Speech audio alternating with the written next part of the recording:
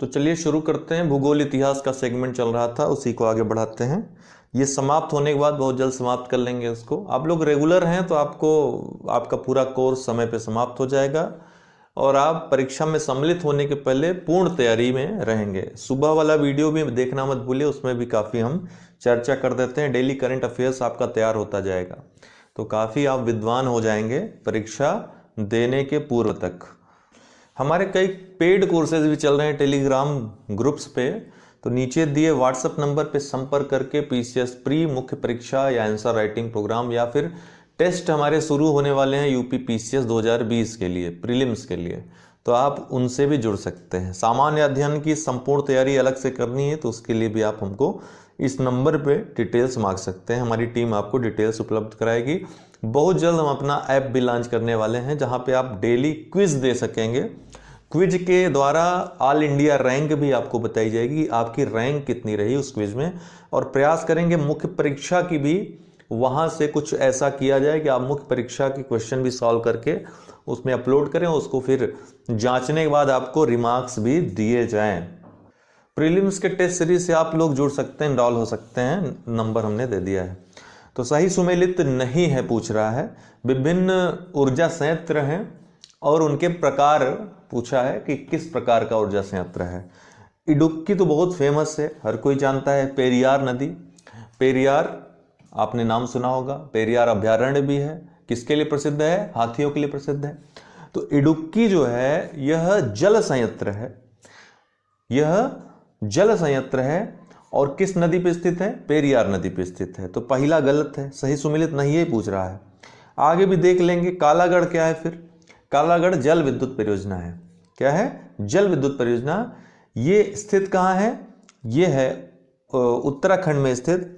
और किस नदी पर स्थित है पूछेगा तो रामगंगा नदी पर स्थित है। उत्तराखंड में रामगंगा नदी पर कालागढ़ जल विद्युत संयंत्र स्थित है।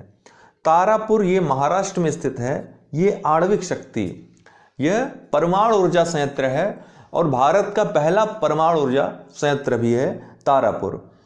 पथरी ये जो है ताप विद्युत नहीं है। देखिए दोस्तों, ये भी गलत है।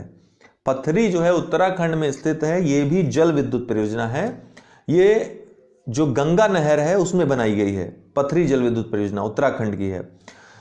तो यह स्वतंत्रता के पहले की बहुत पुरानी परियोजना है पथरी। इसके बारे में कई बार आता भी है, कई प्रश्न पूछे गए हैं। तो इसके आंसर में प्रॉब्लम है कुछ, इनका दोनों ही गलत है, ए और डी कर लीजिएगा। मल्टीपल इसमें पूछना चाहिए था। विली विली है। विली विली क्या है? अक्सर नाम सुने होंगे, कई बार परीक्षाओं में मिलान करने के लिए भी आया है। तो क्या आया था? आपसे अक्सर पूछा जाता था टाइफून कहाँ का है, टॉर्नेडो कहाँ का है, बॉगियो कहाँ का है, विली विली कहाँ का। ये सब क्या है? ये सभी चक्रवात हैं। लेकिन यहाँ पर प्रश्न पूछने का ढंग थोड़ा सा हमने चेंज कर दिया है कि शीतोष्णकटिबंधीय चक्रवात है, मरुस्थलीय हवा है, मछली की एक प्रजाति है या फिर उष्णकटिबंधीय चक्रवात। अभी दी गई व्याख्या के अनुसार आप तो ये जान ही गए होंगे कि ये इन दोनों में से तो कोई नहीं है, या तो ये है या तो ये है। ठीक है, तो यह वास्तव में उष्णकटिबंधीय चक्रवात है जो कि ऑस्ट्रेलिया में चलती है। ऑस्ट्रेलिया में प्रभावित होने वाला उष्णकटिबंधीय चक्रवात है जो विशेष दशाओं में इसकी उत्पत्ति होती है। तो उष्णकटिबंधीय चक्रवातों को विभिन्न देशों में अलग अलग नामों से जाना जाता है। जैसे टाइफून कहां पर जाना जाता है? टाइफून के नाम से चीन में जाना जाता है, जापान में जाना जाता है। टॉर्नेडो एवं हरिकेन के नाम से इसको यूएसए में बुलाते हैं। बागियो अगर बोला जाए तो ये फिलीपींस में हो जाता है, इसके बारे में सुबह हमने बात की थी। और विली विली इसको ऑस्ट्रेलिया में बोला जाता है। ये सब उष्णकटिबंधीय चक्रवात हैं। तो इसका उत्तर क्या हो जाएगा? उष्णकटिबंधीय चक्रवात। कश्मीर की घाटी, देखिए ये सब चक्रवातों से, चक्रवात शब्द से आप परेशान मत होइएगा। हम आपको वायु राशियां, चक्रवात, ये सब एक ही वीडियो में कंप्लीट करके बताएंगे। आपका कॉन्सेप्ट इतना क्लियर हो जाएगा कि आप नाम देखते ही बता दोगे कि कैसा चक्रवात है और उस स्थान का नाम देखकर बता दोगे कि यहाँ पर किस प्रकार का चक्रवात आ सकता है, किस प्रकार का नहीं है। रट जाएगा एकदम कहानी की तरह। ठीक है, आपने अभी तक वो पढ़ा नहीं होगा कॉन्सेप्ट, हम आपको कहानी की तरह बता देंगे। वो कहानी आपको हमेशा याद रहेगी, राम श्याम की तरह, शक्तिमान की तरह। तो विली विली एक उष्णकटिबंधीय चक्रवात है। कश्मीर की घाटी कांगड़ा व कुल्लू घाटी अवस्थित है। कहाँ पे? कश्मीर की घाटी, कांगड़ा व कुल्लू घाटी। ये तो बहुत आसान है। चलिए आपको थोड़ा सा हिमालय की सैर करा देते हैं। देखिए हिमालय पर्वत यही है आपका जो दिख रहा है। हिमालय का निर्माण कब हुआ? जब इंडियन प्लेट यूरेशियन प्लेट में छेपित हुई, अर्थात इन दोनों का अभिसरण हुआ। यहाँ टेथिस भूसन्निधि थी, इसके वलन से ही हिमालय पर्वत का निर्माण हुआ। लेकिन कुछ श्रेणियां हिमालय के पहले से थी, जिसको हम ट्रांस हिमालय क्षेत्र कहते हैं। इस पूरे हिमालयी भाग को हम 4 भागों में बांटते हैं। ट्रांस हिमालय, फिर आपका ट्रांस हिमालय के बाद आएगा वृहद हिमालय या हिमाद्री जिसको कहते हैं, या सर्वोच्च हिमालय कहते हैं। इसी में आपका एवरेस्ट, माउंट एवरेस्ट वगैरह स्थित है। ट्रांस हिमालय वो क्षेत्र हैं, वो चोटियां हैं, वो श्रेणियां हैं, जैसे काराकोरम हो गई, आपका लद्दाख हो गई, जास्कर हो गई। इन सब का निर्माण हिमालय से भी पहले हो गया था। ठीक, हिमालय से भी पहले इनका निर्माण हो चुका था, इसीलिए इनको ट्रांस हिमालय कहते हैं। फिर ट्रांस हिमालय के बाद वृहद हिमालय आता है, या मुख्य हिमालय, या जिसको सर्वोच्च हिमालय भी कहते हैं। सर्वोच्च हिमालय के बाद आपका लघु हिमालय या मध्य हिमालय भी ये आता है। और लास्ट में आता है आपका शिवालिक। इसी शिवालिक को निम्न हिमालय या फिर बाह्य हिमालय भी कहा जाता है।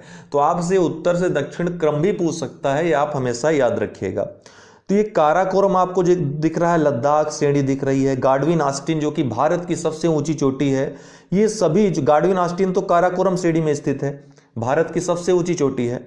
ये सभी ट्रांस हिमालयी क्षेत्र में स्थित हैं। वृहद हिमालय की बात करें तो यह जैसा कि हमने बताया हिमालय की सबसे ऊंची श्रेणी है ये। इसकी औसत ऊंचाई 6000 मीटर है। विश्व के जितने भी लगभग सबसे महत्वपूर्ण शिखर हैं, सबसे ऊंचे शिखर हैं, वो इसी वृहद हिमालय में स्थित हैं, जिसमें माउंट एवरेस्ट जो कि दुनिया का सबसे ऊंचा स्थान, सबसे ऊंची चोटी है, कंचनजंगा हो गई, नंगा पर्वत, नंदा देवी, कामेत, नामचा बरवा, बहुत सारे महत्वपूर्ण शिखर इसी वृहद हिमालय में स्थित हैं। माउंट एवरेस्ट आपका नेपाल में स्थित है, भारत में वो स्थित नहीं है, इसीलिए भारत की सर्वोच्च चोटी गार्डविन आस्टीन है, न कि माउंट एवरेस्ट। वृहद हिमालय लघु हिमालय से, वृहद हिमालय के बाद लघु हिमालय आता है, और लघु हिमालय ये वृहद हिमालय है आपका। इसके बाद आपका ये मध्य हिमालय या लघु हिमालय आता है। तो ये मध्य हिमालय से किसके द्वारा अलग होती है? मेन सेंट्रल थ्रस्ट के द्वारा ये लघु हिमालय से अलग हो रही है। फिर आपका लघु हिमालय आता है, जिसकी जो है औसत सामान्य ऊंचाई जो है 3700 से 4500 मीटर होती है लगभग। इसमें ही पीर पंजाल, धौलाधर, मसूरी, नाग टिब्बा, महाभारत श्रेणियां इसी लघु हिमालय या मध्य हिमालय या फिर जिसको हिमाचल श्रेणी भी कहते हैं, इसमें आती हैं। इसी के मध्य कश्मीर घाटी, लाहौल स्पीति, कुल्लू घाटी और कांगड़ा घाटियां जो कि बहुत प्रसिद्ध हैं, यहीं पर मिलती हैं, और यहीं पर अल्पाइन चारागाह भी पाए जाते हैं, जिससे कश्मीर घाटी में मर्ग या गुलमर्ग, सोनमर्ग, ये सब कश्मीर घाटी में कहा जाता है। उत्तराखंड में बुग्याल या प्यार या आदि कहा जाता है। यह जो क्षेत्र है स्वास्थ्यवर्धक पर्यटन के लिए प्रसिद्ध है, यहाँ पर लोग जाते हैं और कई कारणों से जाते हैं। पिकनिक स्पॉट है अच्छा ये, इसमें शिमला, कुल्लू, मनाली, मसूरी, दार्जिलिंग, अक्सर आप नाम ये सब सुनते होंगे। और यह लघु हिमालय, उसके बाद शिवालिक आता है या बाह्य हिमालय आता है, जिससे यह मेन बाउंड्री फॉल्ट के द्वारा अलग होता है। मेन बाउंड्री फॉल्ट के द्वारा अलग होता है। तो लघु हिमालय वृहद हिमालय से किसके द्वारा अलग होता था? मेन सेंट्रल थ्रस्ट के द्वारा। वहीं पर शिवालिक श्रेणी या बाह्य हिमालय या निम्न हिमालय जो है वो लघु हिमालय से या मध्य हिमालय से किसके द्वारा अलग होती है? मेन बाउंड्री फॉल्ट के द्वारा अलग होती है। शिवालिक की बात करें, आपका उत्तर तो मिल गया यहीं पे, लेकिन शिवालिक के बारे में देख लीजिए। शिवालिक जो है सबसे बाहरी या सबसे, भारत के संदर्भ में देखें तो सबसे अंदर का भाग होता है या सबसे निचला भाग होता है, जो हिमालय में सबसे नवीन पर्वत श्रेणी, सबसे नवीन निर्माण इसी का हुआ है। ठीक है, हिमालय श्रेणियों में सबसे नया बना यही भाग है। ठीक है, और इसकी ऊंचाई जो है 900 से 1200 मीटर ऊंची है। अन्य दो श्रेणियां जो आपने देखी उनके विपरीत यह खंडित रूप में मिलता है। इसके बारे में यूपीएससी में प्रश्न भी आया था, यह खंडित रूप में मिलता है। शिवालिक और लघु हिमालय के मध्य कई घाटियां हैं, जैसे काठमांडू घाटी। पश्चिम में अर्थात उत्तराखंड तरफ इसको दून या द्वार कहते हैं, जैसे देहरादून हो गया, हरिद्वार हो गया। कृषि की यहाँ पर अच्छी संभावना पाई जाती है। शिवालिक के निचले भाग को तराई कहते हैं। बाकी के बारे में बात पढ़ेंगे। अभी आपको जो आपका उत्तर था वो मिल गया है। कश्मीर की घाटी, कांगड़ा कुल्लू घाटी, ये सभी लघु हिमालय के भाग हैं, या मध्य हिमालय या लघु हिमालय इसको आप कह सकते हैं। पिंडार और अलकनंदा नदी का संगम है।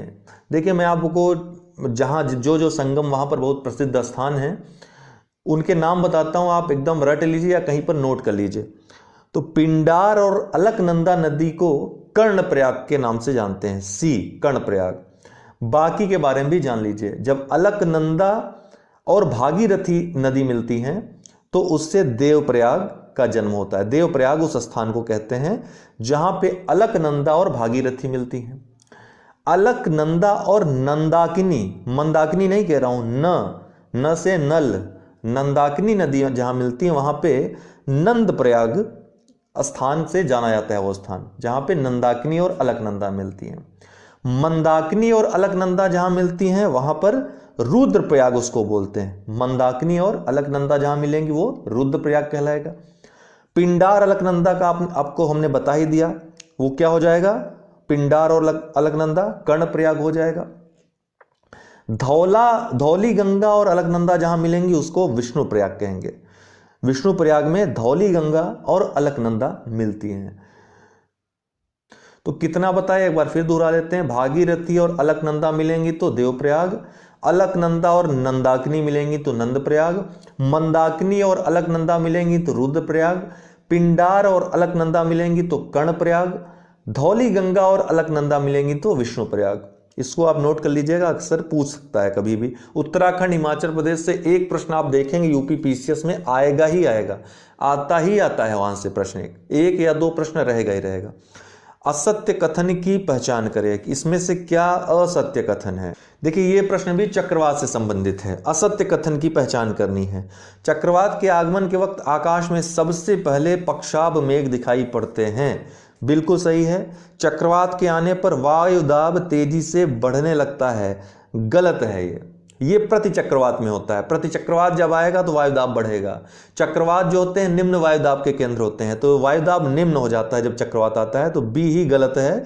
सी देख लेते हैं। चंद्रमा व सूर्य के चारों तरफ प्रभा मंडल स्थापित हो जाता है, यह भी सही है। सभी सत्य हैं, ये जो है नहीं है। ये बी जो है चक्रवात के आने पर वायुदाब तेजी से बढ़ने लगता है, यही गलत है, यही असत्य है। ठीक है, तो चक्रवात जो है क्या होते हैं, निम्न वायुदाब के केंद्र होते हैं जिनके चारों ओर, उनके केंद्र के चारों तरफ सम वायुदाब रेखाएं चलती हैं। केंद्र से बाहर की ओर जब जाएंगे तो वायुदाब बढ़ता जाता है, केंद्र पे वायुदाब सबसे निम्न होता है। इसीलिए परिधि से, परिधि मतलब जहां पर वो घूम रहा है वायु, उससे केंद्र की ओर हवाएं चलने लगती हैं। अर्थात वायुदाब हमेशा उच्च वायुदाब से, हाई प्रेशर से लो प्रेशर में बहती है। तो लो प्रेशर कहाँ रहता है, केंद्र में, और बाहर बाहर हाई प्रेशर रहता है। इसीलिए ये चक्रवात जो वायु है ये केंद्र की तरफ जाने का प्रयास करती है, लेकिन गति के कारण, ये ऊर्जा के कारण वो केंद्र में ना पहुंच करके वो हमेशा ऐसे चक्र में घूमती रहती है। ठीक है, तो चक्रवात वाले चैप्टर में और अच्छे से इसको पढ़ेंगे। जब यह चक्रवात आता है, जब समीप आता है, तो पश्चाभ और पक्षाभ स्तरीय बादल दिखने लगते हैं आसमान में। चंद्रमा और सूर्य की ओर प्रभामंडल बन जाता है। वायु का जो वेग होता है धीमा हो जाता है और वायुदाब गिरने लगता है। जैसे जैसे चक्रवात जो है और समीप आने लगता है और समीप आता जाता है, बादल और घने होते जाते हैं, एकदम काला घना बादल छा जाता है। अक्सर आपने देखा होगा ऐसी स्थिति। तापमान बढ़ता जाता है, बादलों की ऊंचाई कम होने लगती है और वायु की दिशा पूर्व से बदलकर दक्षिणी पश्चिम हो जाती है। आज के भारत में निम्नलिखित में से किस एक वन प्रारूप में महोगनी, सिनकोना, बांस एक प्रभावी वृक्ष स्पीसीज है, जिनका प्रभाव है किस एक वन प्रारूप में। तो ये जो वन है महोगनी, सिनकोना, बांस, ये किस वन के प्रभावी स्पीसीज माने जाते हैं उष्णकटिबंधीय वर्ष सदाबहार वन के। उष्णकटिबंधीय सदाबहार वन होता क्या है? ये वन उन क्षेत्रों में पाए जाते हैं दोस्तों जहां तापमान वर्ष भर ऊंचा रहता है और वार्षिक वर्षा जो होती है 200 सेंटीमीटर से अधिक होती है, अर्थात वहां पर जल स्रोत भी होते हैं, वाष्पन भी होता है, वर्षा भी काफी मात्रा में होती है, 200 सेंटीमीटर से अधिक वर्षा होती है। ऐसे प्रकार के वनों को उष्णकटिबंधीय सदाबहार वन कहा जाता है। यहीं पर ये महोगनी, सिनकोना, बांस ये आदि प्रभावी वृक्ष होते हैं। भारत में अब सवाल उठता है कि उष्णकटिबंधीय जो सदाबहार वन है कहाँ कहाँ पाए जाते हैं, अक्सर पूछ लेता है ऑप्शंस में। तो देखिए, आपके पूर्वी भारत में पश्चिमी घाट के पर्वतों का जो पश्चिमी ढाल है जहाँ पे वर्षा बहुत ज़्यादा होती है वहाँ, इसके अलावा अंडमान निकोबार द्वीप समूह में पश्चिमी ढाल पे ज़्यादा वर्षा होती है। पश्चिमी घाट का मतलब जो पूर्वी ढाल होता है वो वृष्टि छाया प्रदेश में आता है, वहाँ पे वर्षा नहीं होती है। तो वर्षा की ज़्यादातर मात्रा जो है वो पश्चिमी घाट के जो पर्वत का पश्चिमी ढाल है वहीं पर ज़्यादा होती है। इसके अलावा अंडमान निकोबार द्वीप समूह में भी उष्णकटिबंधीय सदाबहार वन पाए जाते हैं। तो इस वन के जो मुख्य वृक्ष होते हैं महोगनी, आबूनस, सिनकोना, रबर, बांस, बेंत, रोजवुड, ताड़, ये सब यहाँ पर पाए जाते हैं। वहीं उष्णकटिबंधीय जो पतझड़ वन है ये इनका विकास उन क्षेत्रों में होता है जहां वार्षिक वर्षा 100 से 200 सेंटीमीटर के बीच होती है। इसे पतझड़ वन भी कहा जाता है या पर्णपाती वन या पतझड़ वन। पर्णपाती का जो तद्भव है वो क्या है? पतझड़ है। इसके मुख्य वृक्ष जो हैं पर्णपाती वन के, पतझड़ वन के, सागौन, साल, चंदन, शहतूत, महुआ, शीशम आदि हैं। तो ये सब महत्वपूर्ण हैं। तो कभी मान लीजिए आपको यूपी पीसीएस का एग्जाम दे रहे हैं या कोई अन्य एग्जाम दे रहे हैं, वहाँ स्टेटमेंट पूछ लिया जाए कि इन क्षेत्रों में वार्षिक वर्षा 100 से 200 सेंटीमीटर के बीच होती है, यहाँ पर सागौन, साल, चंदन, शहतूत, महुआ, शीशम आदि मुख्य वृक्ष पाए जाते हैं। ये अपेक्षा गर्म प्रदेश होते हैं।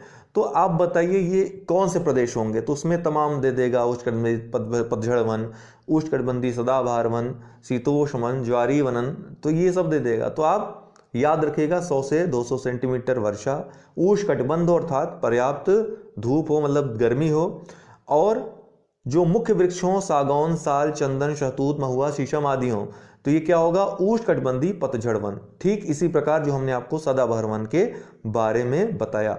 जो ज्वारी वन होते हैं, जो तीसरा आपको दिया है, ज्वारी वन क्या होते हैं? ज्वारी वनस्पति जो समुद्र तट होता है, निम्न डेल्टाई भागों में यह पाए जाते हैं, दलदली भागों में। इनको दलदली वनस्पति भी कहते हैं या मैंग्रोव वनस्पति भी इनको कहते हैं। यहाँ के जो मुख्य वृक्ष होते हैं नारियल, मैंग्रोव, सुंदरी, जैसे सुंदरी के नाम पे ही सुंदर वन पड़ा है पश्चिम बंगाल में, जो ब्रह्मपुत्र और गंगा का डेल्टा है, सबसे बड़ा डेल्टा सुंदरवन डेल्टा, वो सुंदरी वृक्ष के नाम पे ही पड़ा है। इसके अलावा ताड़, बेंत, बांस ये सभी आते हैं ज्वारी वनस्पति में। इसके बाद उष्णकटिबंधीय शुष्क वन, ये उन क्षेत्रों में पाए जाते हैं जहां वार्षिक वर्षा 50 से 100 सेंटीमीटर के बीच होती है। इसके मुख्य वृक्ष जो होते हैं महुआ, बबूल, पलाश, तेंदू, खैर, बेर, बरगद, पीपल, ये सभी उष्णकटिबंधीय शुष्क वन क्षेत्रों में पाए जाते हैं। ठीक। अगला प्रश्न है, दक्षिण भारत के पूर्वी तट के पर्वतों का उत्तर से दक्षिण सही क्रम क्या होगा? ये पूर्वी घाट के ये सभी पर्वत हैं, मलयगिरी, नल्ला मल्ला, जवादी और शिवराय। आपको बताना है उत्तर से दक्षिण सही क्रम क्या। ये भारत का मानचित्र है, ये है पूर्वी घाट और पश्चिमी घाट। ये पश्चिमी घाट है, ये पूर्वी घाट है। नीलगिरी की पहाड़ियाँ पूर्वी और पश्चिमी घाट को दो भागों में विभाजित करती हैं, अर्थात बांटती हैं। तो यहाँ जो प्रश्न में पूछा गया है, सबसे पहले मलयगिरी सबसे ऊपर हो जाएगा। मलयगिरी दिया है, नल्ला मल्ला दिया है, जवादी और शिवराय। तो मलयगिरी ये उड़ीसा में है, ये सबसे उत्तर में हो जाएगा। उसके बाद उत्तर से दक्षिण के क्रम में आइए तो आपको ये नल्ला मल्ला मिल जाएगा, ये आंध्र प्रदेश में नल्ला मल्ला पहाड़ी है। फिर उसके बाद तमिलनाडु में आपको जवादी मिल जाएगा उसके दक्षिण में, और सबसे दक्षिण में शिवराय की पहाड़ियां मिल जाएंगी, ये भी तमिलनाडु में स्थित है, तमिलनाडु का मैदान है। ठीक है, इसका उत्तर जो हो जाएगा 1, 2, 3, 4। चलिए दोस्तों शुरू करते हैं आज का 10 प्रश्नों का कार्यक्रम। जो लोग मुख्य परीक्षा के और प्रारंभिक परीक्षा के हमारे पीसीएस यूपी पीसीएस के कार्यक्रम से जुड़ना चाहते हैं वो 9453775039, एक बार लिख दे रहा हूं मैं, याद रखिएगा 9453775039 इस नंबर, ये व्हाट्सअप नंबर है, इस पे आप संपर्क कर सकते हैं, आपको सारी डिटेल्स मिल जाएंगी। टेलीग्राम पे पूरा कोर्स चल रहा है हमारा, पीडीएफ ऑडियो वीडियो सब वहीं पर टेलीग्राम पे उपलब्ध कराया जाता है। आप लोग अगर जुड़ना चाहते हैं प्री मेंस के प्रोग्राम से या फिर सोशल वर्क डिफेंस सब्जेक्ट रखना चाहते हैं, कोई भी आपको डिटेल लेनी हो तो आप वहां ले सकते हैं। डायरेक्ट फोन करते हैं आप लोग, हमसे बात नहीं हो पाती क्योंकि व्यस्तता बहुत रहती है, इसलिए मैं कह रहा हूं कि आप व्हाट्सअप कर लीजिए, आपको सारी डिटेल्स मिल जाएंगी। फिलहाल शुरू करते हैं। पहला प्रश्न है, तृतीय बौद्ध संगीत की अध्यक्षता किसने की थी? देखिए कुल 4 बौद्ध संगीतियां हुई थी बुद्ध के मृत्यु के पश्चात, कुल 4 बौद्ध संगीतियां हुई थी। पहली सप्तपर्णी गुफा राजगिरी में हुई थी, दूसरी वैशाली में हुई थी, तीसरी पाटलिपुत्र और चौथी कुंडलवन या कश्मीर में स्थित है कुंडलवन, वहां पर हुई थी। तो इसको आप कोड द्वारा याद रख सकते हैं, रा वै पाकू, रा वै पाकू। राजगृह, वैशाली दूसरा, तीसरा पाटलिपुत्र और चौथा कुंडलवन में। जो राजगृह में हुई थी दोस्तों सप्तपर्णी गुफा में, वो 483 ईसा पूर्व में हुई थी। किसके शासनकाल में हुई थी पूछता है, तो हर्यक वंशी राजा अजातशत्रु के शासनकाल में हुई थी। इसकी अध्यक्षता दोस्तों महाकश्यप ने की थी, ठीक, पहले की महाकश्यप ने की थी। दूसरा वै से वैशाली, वैशाली में हुई थी दूसरी, 383 ईसा पूर्व में, ठीक 483 ईसा पूर्व में पहली हुई थी, 100 वर्ष बाद 383 ईसा पूर्व में यह वैशाली में होती है। शिशुनाग वंशी राजा कालाशोक के शासनकाल में यह संगीति होती है, जिसकी अध्यक्षता करते हैं सबाकामी, ठीक है ना, सबाकामी दूसरे बौद्ध संगीति की अध्यक्षता करते हैं। तीसरा पाटलिपुत्र 251 ईसा पूर्व में, किसके शासनकाल में था, बहुत महत्वपूर्ण है दोस्तों, यह मौर्य वंशी राजा अशोक के शासनकाल में होता है 251 ईसा पूर्व में, और इसकी अध्यक्षता मोगली पुत्र तिस्स ने की थी। चौथा कुंडलवन कश्मीर में, ईसा की प्रथम शताब्दी में लगभग हुआ था यह। शासनकाल, उस समय शासन था कुषाण वंश राजा कनिष्क का, जो एक प्रतापी राजा था, और इसकी अध्यक्षता वसुमित्र ने की थी। उपाध्यक्ष इसके अश्वघोष थे, तो इसलिए वसुमित्र और अश्वघोष दोनों का नाम आता है। तो आप याद रखिएगा कोट से, कहां कहां हुआ था, रा वै पाकु, किसके किसके शासनकाल में हुआ था, तो आजा काला अशोक कनिष्क। कैसे याद रखेंगे, आजा से अजातशत्रु, काला से कालाशोक, अशोक कनिष्क, ठीक, इस ढंग से। किसकी अध्यक्षता में हुआ था, तो इसको भी आप क्रम याद रखिएगा, महासभा, महासभा मोगली अश्व, महासभा मोगली अश्व या वसु, ठीक। कैसे, महा से महाकश्यप, दूसरा सभा से सभाकामी, मोगली पुत्तिस, और चौथा वसुमित्र अश्वघोष। दोनों में से कोई भी पूछ सकता है। वसुमित्र अध्यक्षता किए थे इसकी, उपाध्यक्ष अश्वघोष थे। जब वसुमित्र उपस्थित नहीं होते तो अश्वघोष उसकी अध्यक्षता करते। तो कुल ये 4 हुए थे। महत्वपूर्ण है, इसलिए मैं इतना समय लगाया इसको बताने में, सारी बातें इसकी हो गई हैं। चलिए, जो बाकी फैक्ट्स रहेंगे वो धीरे धीरे इस प्रोग्राम में हम जोड़ते जाएंगे। अगला, संविधान सभा के अल्पसंख्यक उप समिति के अध्यक्ष थे। कई समितियां बनी थी संविधान सभा की, ठीक है, जिनमें कुल कुछ उप समितियां भी बनी थी, समितियों की सहायता के लिए उप समितियां भी बनी थी, जिसमें प्रमुख थे प्रारूप समितियां, जिसमें 7 सदस्य थे अध्यक्ष समेत, जिसकी अध्यक्षता किसने की थी, भीमराव अंबेडकर ने। 7 सदस्यों का नाम आप याद रखिएगा, 2 उसमें से बदले भी थे। एक थी प्रांतीय संविधान समिति, उसकी अध्यक्षता सरदार वल्लभ भाई पटेल ने किया था, प्रांतीय संविधान समिति। एक राष्ट्र ध्वज संबंधी तदर्थ समिति थी, जिसकी अध्यक्षता डॉक्टर राजेंद्र प्रसाद ने किया था। राष्ट्र ध्वज, राष्ट्रपति से याद रखिएगा, राष्ट्र ध्वज राष्ट्रपति कौन थे, डॉक्टर राजेंद्र प्रसाद। संघ संविधान समिति जवाहरलाल नेहरू, प्रांतीय संविधान समिति सरदार वल्लभ भाई पटेल, और संघ संविधान समिति याद रखिएगा जवाहरलाल नेहरू। राज्यों के लिए एक समिति बनी थी दोस्तों, उसकी भी अध्यक्षता जवाहरलाल नेहरू ने की थी।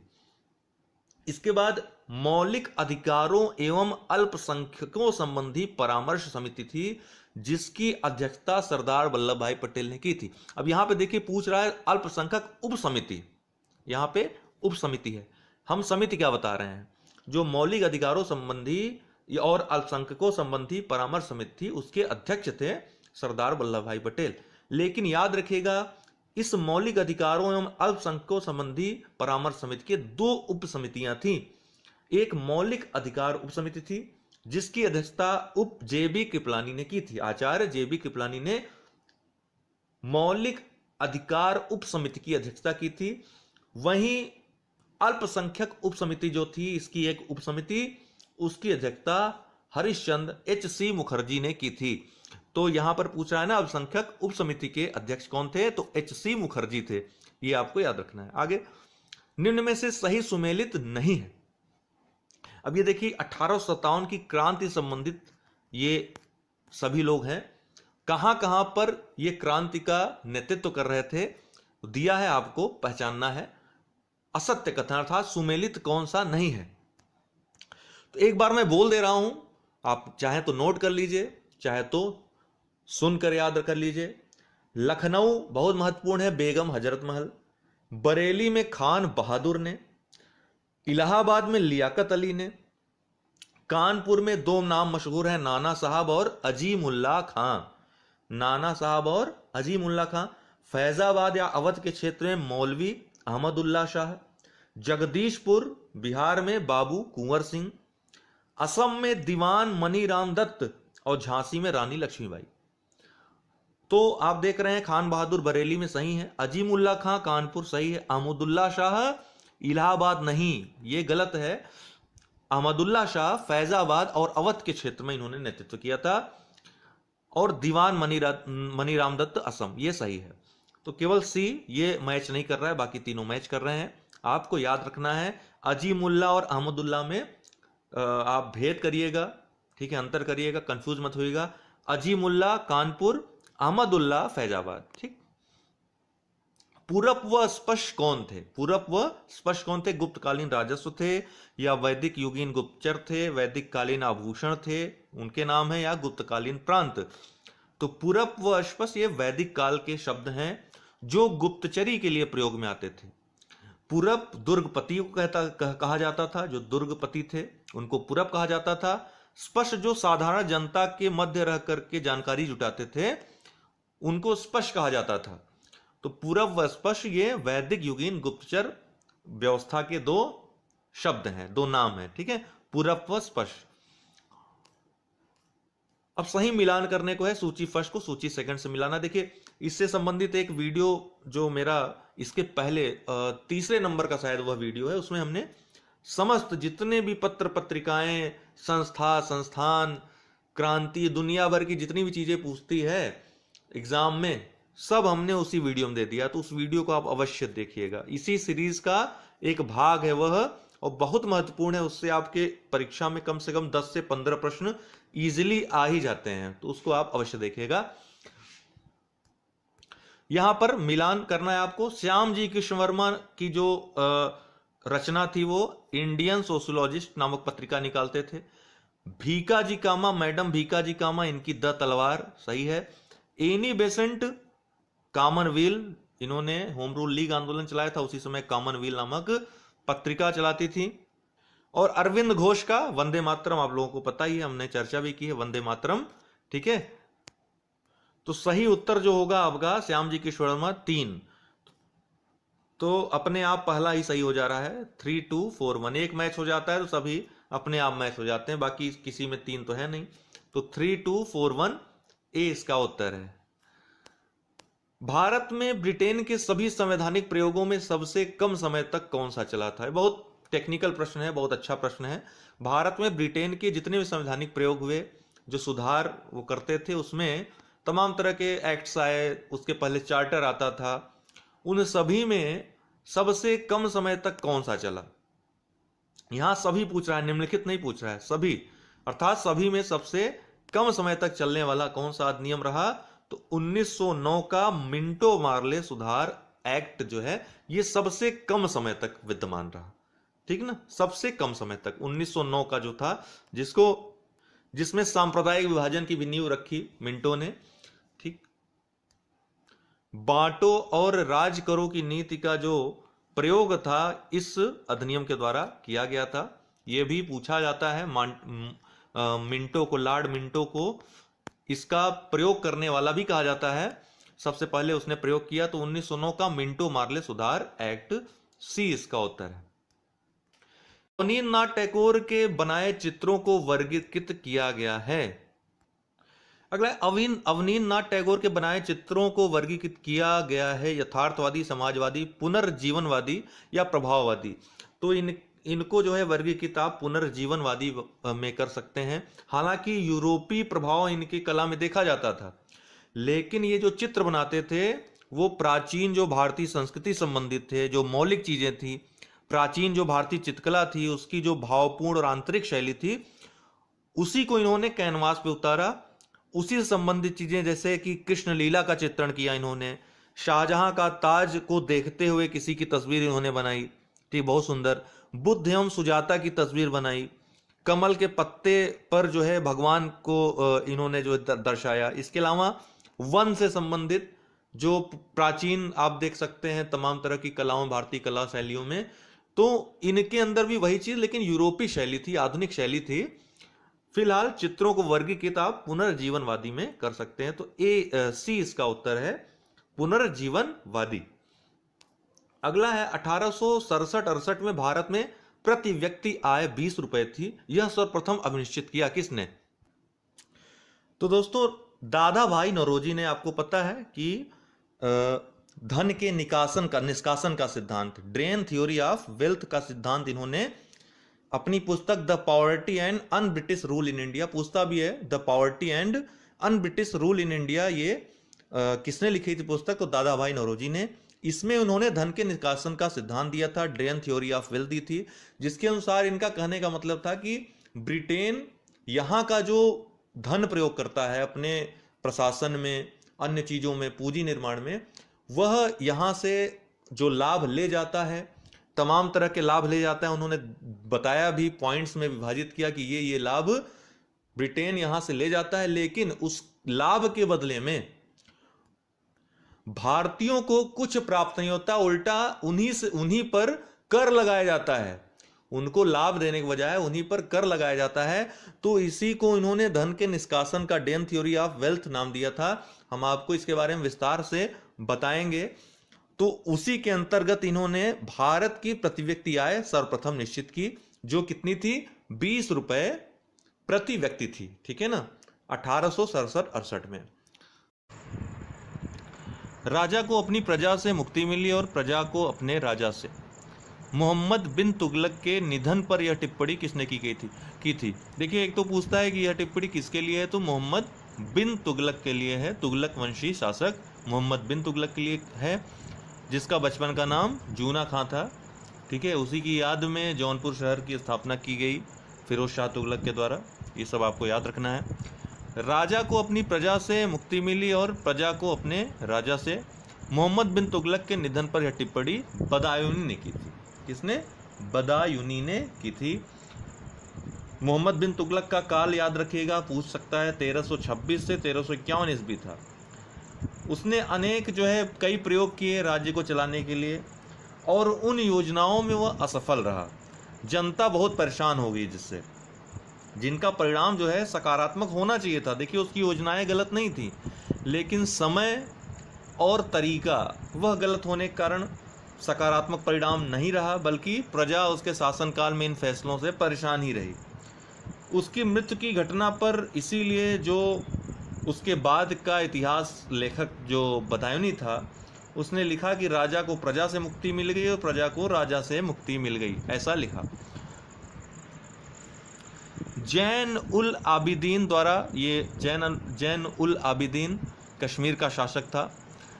पूरी की गई कश्मीर की जामा मस्जिद की प्रभावकारी विशेषता में शामिल है या हैं?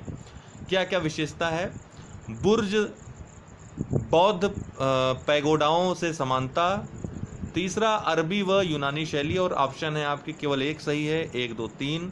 केवल 1 व 2 या केवल 1 व 3? तो देखिए, कश्मीर का शासक था जैनुल आबिदीन। उसने कश्मीर में जामा मस्जिद का निर्माण करवाया था, जिसमें जो विशेषता है बुर्ज उसमें आपको मिलेगा, बौद्ध पैगोडाओं से समानता है, यह सबसे बड़ी विशेषता है इसकी। इसके अलावा यह अरबी और यूनानी शैली में नहीं अपितु फारसी शैली में बना हुआ है। किसमें? फारसी शैली में। तो ये तीसरा वाला गलत हो जाएगा, बाकी दोनों सही है। तो ऑप्शन क्या हो जाएगा? केवल 1 व 2, सी इसका उत्तर हो जाएगा। अगला है ईसा की 3री शताब्दी से, जबकि हूण आक्रमण से रोमन साम्राज्य समाप्त हो गया, भारतीय व्यापार या व्यापारी अधिकाधिक निर्भर हो गए अफ्रीकी व्यापार पर, पश्चिमी यूरोपीय व्यापार पर, दक्षिण पूर्व एशियाई व्यापार पर, या फिर मध्य पूर्वी व्यापार पर। देखिए, भारत का रोमन साम्राज्य से व्यापार जो था वो सबसे ज़्यादा होता था। सबसे ज़्यादा भारत का व्यापार रोम से ही होता था। लेकिन जब हूणों का आक्रमण होता है ईसा की 3री शताब्दी में, तो यह व्यापार नष्ट हो जाता है, समाप्त हो जाता है, या फिर बहुत ही ज़्यादा नगण्य हो जाता है। तब भारतीय व्यापारी दक्षिण पूर्व एशिया में व्यापार पर निर्भर हो गए, दक्षिण पूर्व एशिया में व्यापार फैलाने लगे और उस पर ही निर्भर हो गए।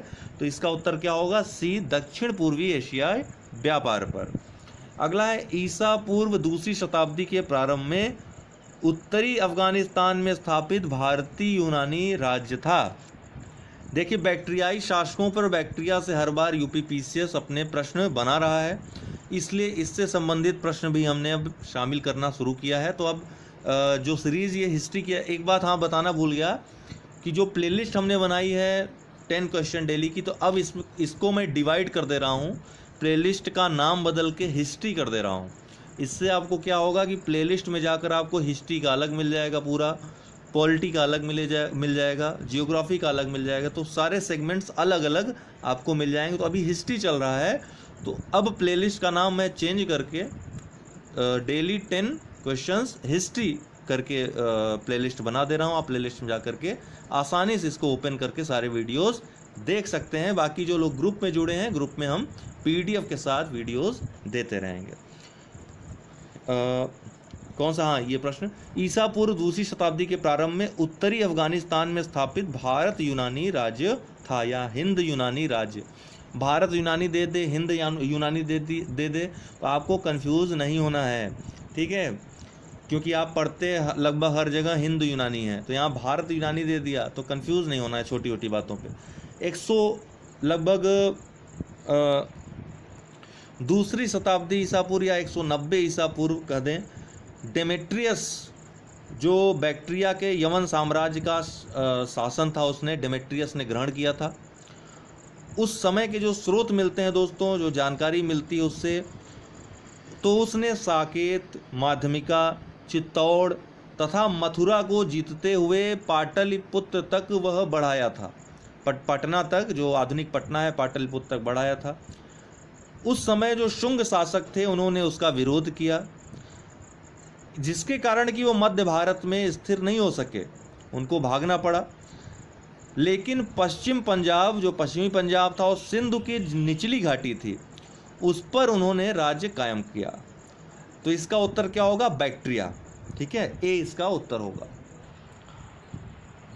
शब्द इंपीरियल प्रेफरेंस का प्रयोग किया जाता था भारत में ब्रिटिश आयातों पर दी गई विशेष रियायतों के लिए। इसका क्या उत्तर होगा? भारत में ब्रिटिश आयातों पर विशेष रियायतें दी जाती थी।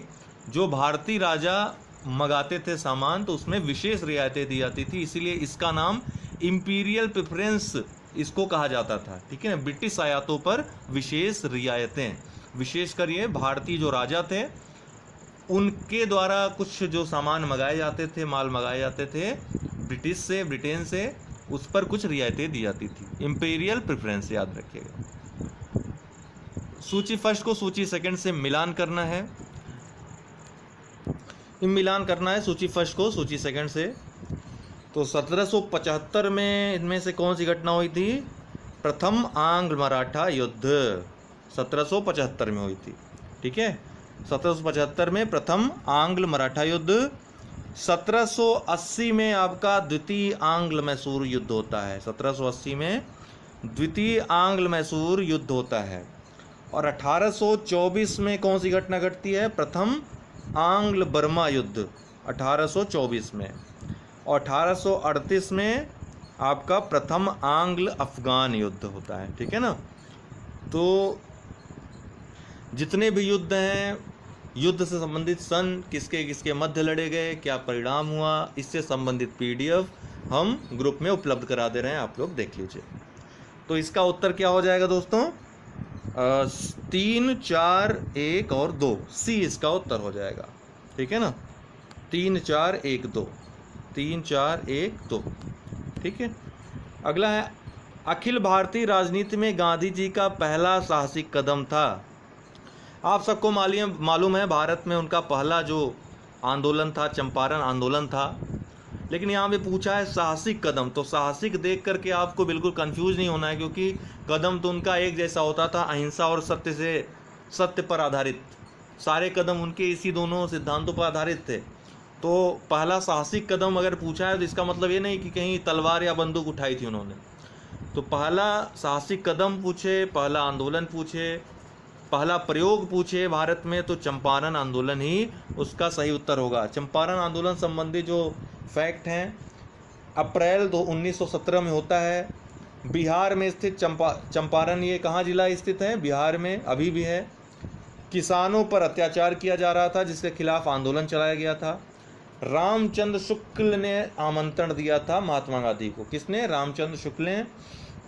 गांधी जी, राजेंद्र प्रसाद, महजरुल हक, जेबी कृपलानी, नरहरि पारिक और महादेव देसाई, इनका नाम याद रखिएगा, ये सभी इसमें उपस्थित रहते हैं। चंपारण के किसानों की स्थिति की जांच करते हैं। सरकार अंततः इनके आंदोलन के आगे विवश हो जाती है और एक जांच कमेटी नियुक्त करती है। अच्छा, जांच कमेटी संबंधित प्रश्न भी पूछा गया था कि उसमें गांधी जी सदस्य थे अथवा नहीं थे, तो इसका उत्तर होगा गांधी जी इसके सदस्य थे। सही उत्तर है इसका। ठीक है ना। जो सरकार ने जांच समिति बनाई, नियुक्त की, उसके जो एक सदस्य थे महात्मा गांधी स्वयं थे। ठीक है ना। तो गांधी जी के प्रयत्नों से किसानों की समस्याओं में कमी आ गई। पूरी तरह तो हल नहीं हुआ, लेकिन कमी आई, लेकिन यह प्रयोग सफल हुआ।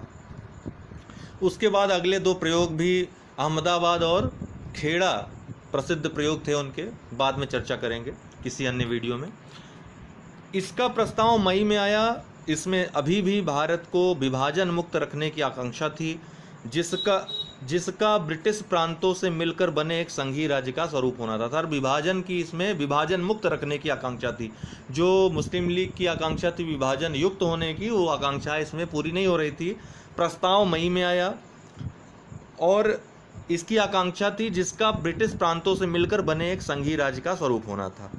यह किससे संबंधित है? साइमन कमीशन से, गांधी इरविन पैक्ट से, क्रिप्स मिशन से, या फिर कैबिनेट मिशन से। तो इसमें 2-3 बातें हैं जो आपको पकड़नी। सबसे पहली बात तो मई में इसका प्रस्ताव आता है। तो मई में किसका प्रस्ताव आता है? आप जानते हैं कैबिनेट मिशन का प्रस्ताव मई में आता है। तो यह उद्धरण जो है किससे संबंधित है? कैबिनेट मिशन से ही संबंधित है। कैबिनेट मिशन से संबंधित है। देखिए, cabinet mission, Cripps mission, Simon commission, Gandhi Irwin pact, गोलमेज सम्मेलन, या और भी जो मिशन आए, वेवेल प्लान क्या था, माउंटबेटन योजना, इन सभी के बारे में कल वाले वीडियो में हम चर्चा करेंगे एक साथ। तो कल वाला वीडियो आप अवश्य देखिएगा। उसमें जितनी भी योजनाएं, जितने प्लान्स आए भारत के लोगों को मनाने के लिए, रिझाने के लिए, या फिर स्वतंत्रता धीरे धीरे देने का जो एक क्रम था, उसमें कौन कौन से प्लान्स आए, क्या क्या उनकी योजनाएं आई, क्या क्या चीज़ें थी, क्या क्या बातें थीं, कब आए, कौन कौन शामिल था, ये सभी चीज़ें हम विस्तार से कल वाले वीडियो में चर्चा करेंगे। इसलिए कल वाला वीडियो अवश्य देखिएगा। इसका उत्तर कैबिनेट मिशन होगा। ठीक है, आगे बढ़ते हैं। निम्नलिखित भारतीय नेताओं में से कौन एक ब्रिटिश द्वारा इंडियन सिविल सर्विसेज से बर्खास्त किया गया था? सत्येंद्रनाथ टैगोर तो नहीं थे ये, लेकिन सत्येंद्रनाथ टैगोर से याद रखिएगा, ये भारत के अर्थात प्रथम भारतीय थे सिविल सेवा में चयनित होने वाले। ठीक है ना, प्रथम भारतीय थे जो सिविल सेवा में चयनित हुए थे, सत्येंद्रनाथ टैगोर। ये बड़े भाई थे रविन्द्रनाथ टैगोर के, ये भी याद रखिएगा। सुरेंद्र नाथ बनर्जी, जिनको सरेंडर नाट भी कहा जाता था, क्या? सरेंडर नॉट, बनर्जी भी इनका लोकप्रिय नाम था, सुरेंद्र नाथ बनर्जी का। इनको बहुत एक छोटे मामले के लिए, छोटी सी कुछ त्रुटि हो गई थी रिपोर्ट्स वगैरह कुछ बनाने में, उस छोटे सी बात के लिए इनको बर्खास्त कर दिया गया था सिविल सेवा से। सुरेंद्र नाथ बनर्जी काफ़ी चर्चित मामला था, बाद में लंदन भी गए लेकिन उन केस लड़ने इसका, लेकिन सफलता नहीं मिल पाई इनको। 20 का उत्तर होगा। बाद में टीचिंग वगैरह का कार्य वो करने लगे। सही सुमेलित नहीं है। ये देखिए 1857 की क्रांति से संबंधित है। किस किस ने कहाँ कहाँ आंदोलन का दमन किया था, उन अधिकारियों का नाम है, अंग्रेज अधिकारियों का नाम है। आपको सही ऑप्शन टिक करना। देखिए मैं अभी एक प्रश्न पिछली बार मैंने करवाया था, उसमें विद्रोह के नेता कौन कौन रहे उनका नाम हमने बताया था। आज दमनकर्ता कौन है, लेकिन मैं एक साथ बोल रहा हूँ, आप चाहे तो नोट कर लें, बाकी हम PDF इसका दे देंगे, ठीक है। जो नेता थे, दमनकर्ता थे, इसका PDF ग्रुप में दे रहे हैं, देख लीजिएगा आप। देखिए लखनऊ में सबसे पहले, लखनऊ में बेगम हजरत महल नेता रहती हैं, और दमनकर्ता जो है सर कैंपबेल रहता है, ठीक है। और कैंपबेल सिर्फ लखनऊ में ही नहीं रहता दोस्तों, यह कानपुर में भी रहता है, तो सही है ए ऑप्शन, ठीक है। इसके बाद झांसी का नंबर आता है, रानी लक्ष्मीबाई। रानी लक्ष्मीबाई वहाँ नेता रहती हैं, और सर ह्यूरोज यह झांसी में दमन करता है आंदोलन का। ह्यूरोज लखनऊ में नहीं रहता, ये गलत होगा, ठीक है ना। सर कैंपबेल ही लखनऊ में भी रहते हैं, कानपुर में भी। ह्यूरोज झांसी में रहता है, यह ऑप्शन गलत हो जाएगा, तो डी इसका उत्तर है। बाकी बिहार में यदि देखें तो कुंवर सिंह थे नेता। विलियम टेलर बिहार में दमन करता था। फतेहपुर में अजीमुल्ला खां, हमने बताया था आपको, फतेहपुर में अजीमुल्ला खां ये नेता थे। और जनरल रेनॉल्ड यह दमन करता था, जनरल रेनॉल्ड। दिल्ली में जो आंदोलन के नेता थे, पूरे आंदोलन का जिनको नेता बनाया गया था, बहादुर शाह द्वितीय, जफर। और वहां पर जो दमन करता था, निकोलसन और हडसन, ये दोनों दमन करता थे। कानपुर में कैंपबेल हैवलॉक, हमने बताया आपको, कानपुर में कैंपबेल भी था, हैवलॉक भी था। नाना साहब कानपुर में नेता थे प्रमुख।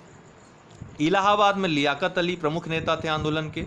और कर्नल नील जो है इलाहाबाद में दमन करने वाला था आंदोलन का। और बरेली में खान बहादुर खान ये नेता थे, और विंसेंट आयर बरेली में दमन करता था, ये याद रखिएगा।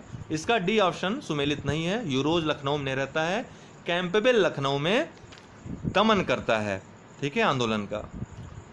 तो आज के लिए इतना है दोस्तों। वीडियो लाइक करें अगर पसंद आए तो, और इसके बाद जहाँ जितना शेयर कर सकें, जितनी दूर तक पहुँचा सकें, जितने ज़्यादा से ज़्यादा लोग लाभान्वित हो सकें, उतना अच्छा है। बहुत बहुत धन्यवाद।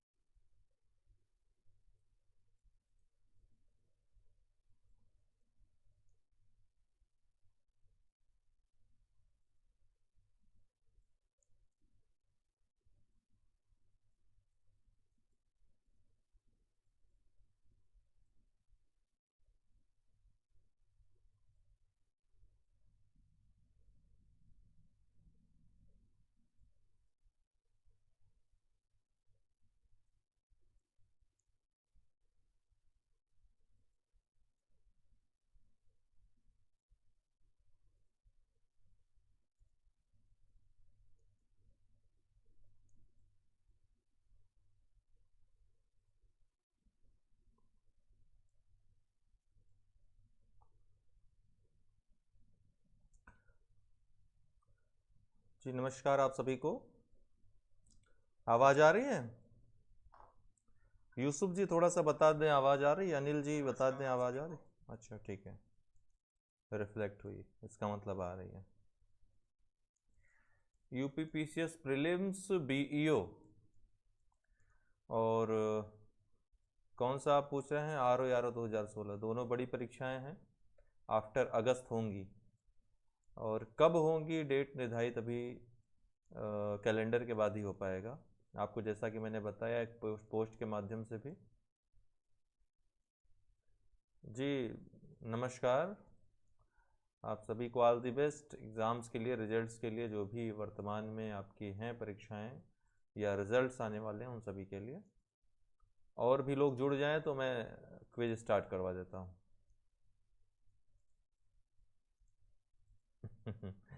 विशाल जी हमारा आशीर्वाद आपके साथ है, हमेशा हमेशा बेस्ट विशेष हैं आपके साथ, ठीक है। कभी प्रयागराज आना हो तो मुलाकात भी हो जाएगी आपसे।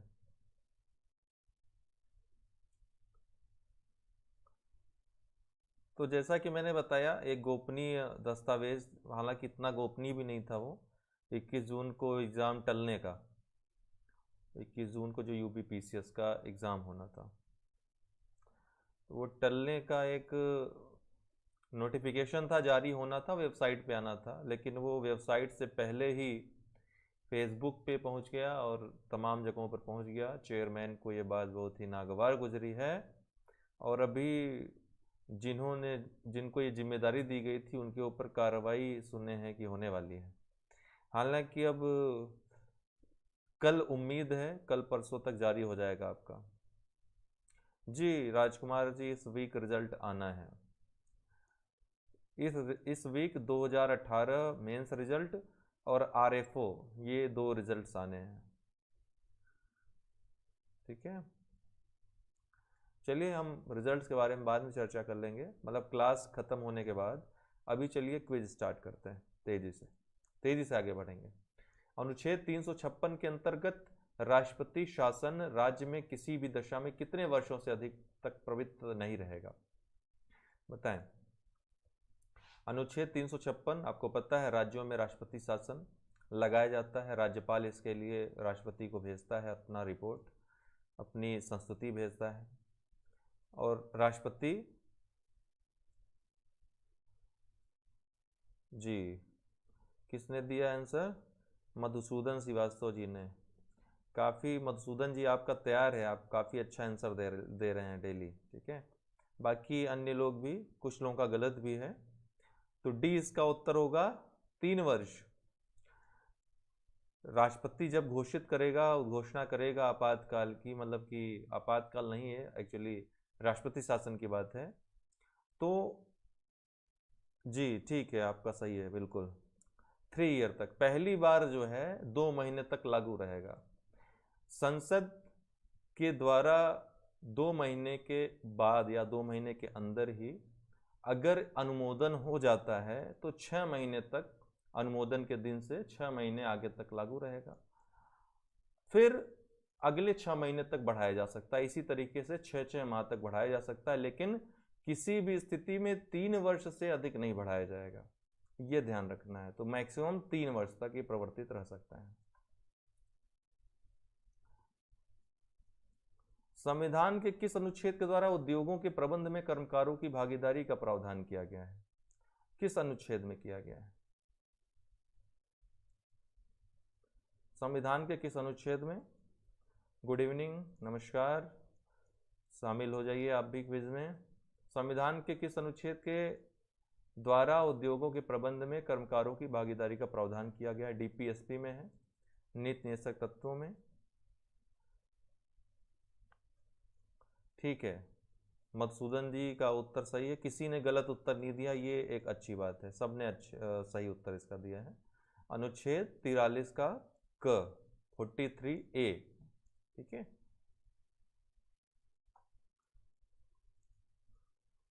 भारत में विविध निर्वाचनों के लिए निम्नलिखित में से कौन कौन सी निर्वाचन प्रणालियां स्वीकृत की गई हैं? अब बताएं इनमें से कौन कौन सी निर्वाचन प्रणालियां स्वीकृत की गई?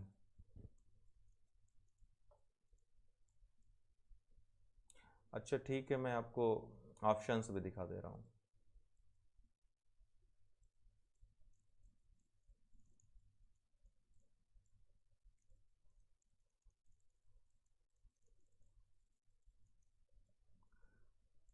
प्रश्न ध्यान से पढ़ेंगे तभी उत्तर दे पाएंगे इसका।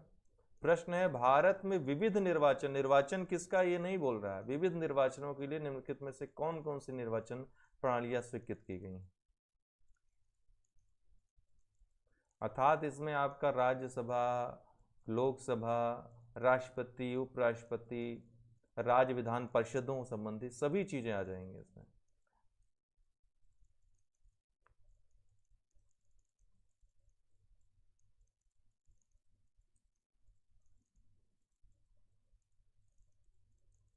किसका उत्तर सही आया सबसे पहले?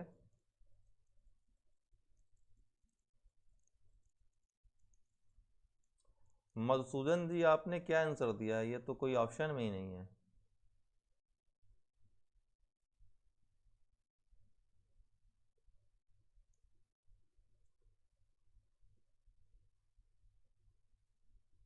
ठीक है, सभी प्रणालियां अपनाई जाती हैं, ध्यान रखिएगा, ये सभी सही है, राइट है।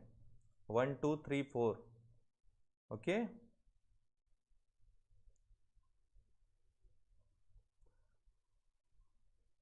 विभिन्न चुनावों में राष्ट्रपति में आनुपातिक प्रतिनिधि, मैं भी आपको बता भी दूं कि वयस्क मताधिकार के आधार पर प्रत्यक्ष निर्वाचन प्रणाली, ये आपके लोकसभा, विधानसभा और स्थानीय जो चुनाव होते हैं, प्रधानी का, ग्राम प्रधान का जो चुनाव होता है, आपको मालूम है, उसमें ये पहले वाले का प्रयोग किया जाता है। एकल संक्रमणीय मत द्वारा आनुपातिक प्रतिनिधित्व प्रणाली, ये राष्ट्रपति के चुनाव में आप देखते हैं। आनुपातिक प्रतिनिधित्व की सूची प्रणाली, ये आपके जो जिला पंचायतों में कई जो समितियां बनती हैं, जिला पंचायत समितियां, उसमें इस मतदान का प्रयोग होता है, सूची प्रणाली का। अप्रत्यक्ष निर्वाचन की संचयी मतदान प्रणाली, ये कुछ विशेष राज्यों में, वहाँ पर जो पंचायती राज क्षेत्र हैं जो विशेष घोषित किए जाते हैं राष्ट्रपति के द्वारा, वहाँ पर जो चुनाव होते हैं वो इसी आधार पर होते हैं, अप्रत्यक्ष निर्वाचन की संचयी मतदान प्रणाली पे आधारित होते हैं, जिसमें तमाम जो गैर सरकारी लोग हैं वो भी भाग लेते हैं इन चुनाव में, सॉरी, सरकारी संगठन से जुड़े लोग भी भाग लेते हैं। ठीक है, उनको लाभ का पद नहीं माना जाता उस स्थिति में, कुछ नियम कानून है, तो ये नियम भी वहाँ पर, ये मतदान प्रणाली भी वहाँ अपनाई जाती है। तो चारों जो है इसका उपयुक्त सभी उत्तर होगा। इसके अलावा भी तमाम, अब शब्द पे आप जब जाएंगे तो आपको समझ में आ जाएगा कि ये जितनी भी मतदान होते हैं भारत में, उन सभी मतदानों की बात कर रहा है, न तो वहाँ कॉन्स्टिट्यूशन की बात कर रहा है और न ही किसी विशेष संस्था के चुनाव की बात कर रहा है।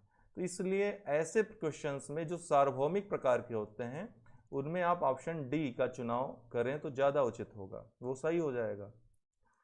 आकस्मिक परिस्थितियों में राज्यपाल के कृत्यों के निर्वहन हेतु राष्ट्रपति को उपबंध बनाने हेतु शक्ति प्रदान की गई है। आकस्मिक परिस्थितियों में,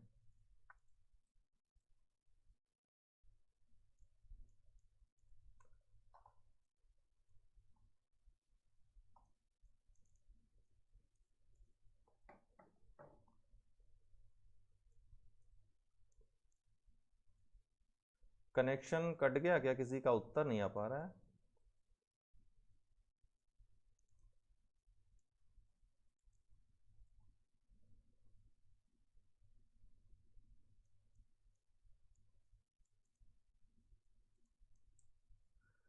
नहीं अमरीश जी, गलत है आपका। 165 तो महाधिवक्ता आ जाएगा ना।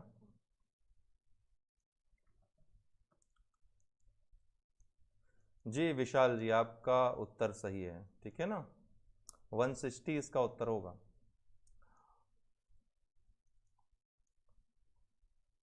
वन सिक्सटी, नहीं नहीं, आपको गलतफहमी है। अच्छा, पुराने उत्तर की बात आप कर रहे हैं, ठीक है, वो आपका सही है। आपको, आप लग रहा है देर से आए हैं राज जी, आप देर से आए हैं लग रहा है, इसलिए आप पुराना, ये इसके पिछला वाला प्रश्न था वो, ठीक है जी। तो मधुसूदन जी, आपने, अनुज जी ने इसका सही उत्तर दिया है।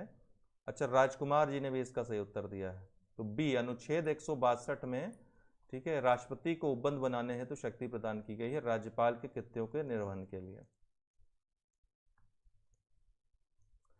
भारतीय संविधान के अनुच्छेद 243 जेड जे के अनुसार सहकारी समिति के, ये पूछा हुआ प्रश्न है कि सहकारी समिति के निदेशकों की अधिकतम संख्या क्या हो सकती है। आपको मालूम है कि 97वां अमेंडमेंट जो हुआ संविधान में 2011 में, उसमें सहकारी समितियों को संवैधानिक दर्जा दे दिया गया। जिस तरह से पंचायतों को, नगर पालिकाओं को संवैधानिक दर्जा दिया गया 73वें और 74वें संविधान संशोधन के अंतर्गत, उसी तरह सहकारी समितियों को संवैधानिक दर्जा दे दिया गया 97वें संशोधन अधिनियम 2011 के तहत। और एक नया भाग जोड़ा गया संविधान में 9 का बी, भाग 9 का ख। ये भी उत्तर आप सभी का सही है। ठीक है, सभी उत्तर सही हैं। श्वेता जी ने सबसे पहले उत्तर दिया है बी 21। अच्छा, अगर यहां पर यह प्रश्न पूछ लिया जाए कि सहकारी समिति बनाने के लिए न्यूनतम कितने सदस्य चाहिए, अगर सहकारी समिति बनानी है, तो आपको पता है इसका उत्तर क्या होगा? ऑप्शन मैं दे देता हूं, 9, 10, 21 या फिर 25। ठीक है, 25। ठीक है, नीरज कुमार जी 19(1)C में भी है, आपके क्या कहते हैं, DPSP में भी है, लेकिन संवैधानिक जो दर्जा इसके लिए अलग जो भाग जोड़ा गया वो इसमें जोड़ा गया। जी सत्येंद्र यादव जी, आपका उत्तर सही है। 10 सदस्य चाहिए न्यूनतम, कोई भी सहकारी समिति का गठन करने के लिए न्यूनतम 10 सदस्य चाहिए। निदेशकों की अधिकतम संख्या जो है, अधिकतम संख्या पूछा है, इससे कम हो सकते हैं लेकिन 21 से अधिक नहीं हो सकते हैं। इसी तरह सहकारी समिति बनाने के लिए 10 सदस्य न्यूनतम होने चाहिए, 10 से कम नहीं हो सकते हैं। कैबिनेट वह धुरी है जिसके चारों ओर पूरी राजनीतिक मशीनरी घूमती है। कैबिनेट के बारे में, मंत्रिमंडल के बारे में किसने कहा था कि कैबिनेट वह धुरी है जिसके चारों ओर पूरी राजनीतिक मशीनरी घूमती है? यूपीपीसी 1999 का ये प्रश्न है।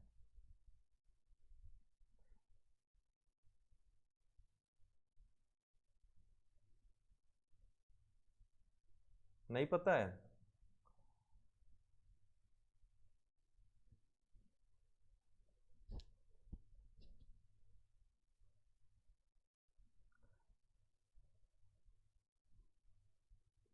जी जी, एकदम नीरज जी सही, आपने बिल्कुल सही कहा है, मैरियट ही हैं।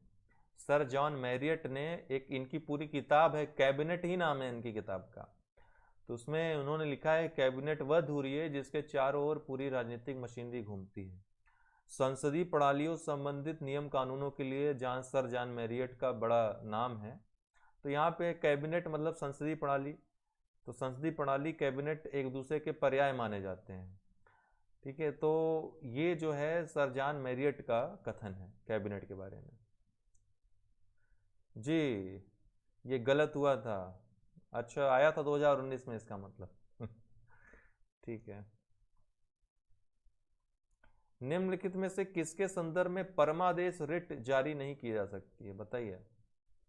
इनमें से परमादेश जो 5 रिटें होती हैं, अनुच्छेद 32 जो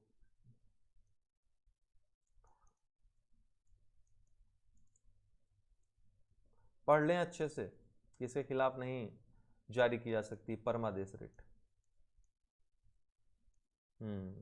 आदित्य जी आप सही है इस बार। उपयुक्त सभी भारत के राष्ट्रपति, राज्यों के राज्यपाल, ऐसे विभाग जो गैर संवैधानिक हैं या गैर सरकारी हैं, ठीक है, परमादेश रिट सार्वजनिक संस्थानों पर जो कार्यरत हैं अधिकारी, उनके खिलाफ, उनके अगेंस्ट ही जारी की जाती है। निजी संस्थानों के अगेंस्ट नहीं जारी की जाती है, भारत के राष्ट्रपति के अगेंस्ट नहीं जारी की जाएगी, राज्यों के राज्यपाल के अगेंस्ट नहीं जारी की जाएगी, न्यायाधीशों के अगेंस्ट जो नहीं जारी की जाएगी, बाकी सबके खिलाफ जो है, जो अन्य सार्वजनिक स्थानों पर बैठे व्यक्ति हैं उनके खिलाफ जारी की जाती है परमादेश रिट।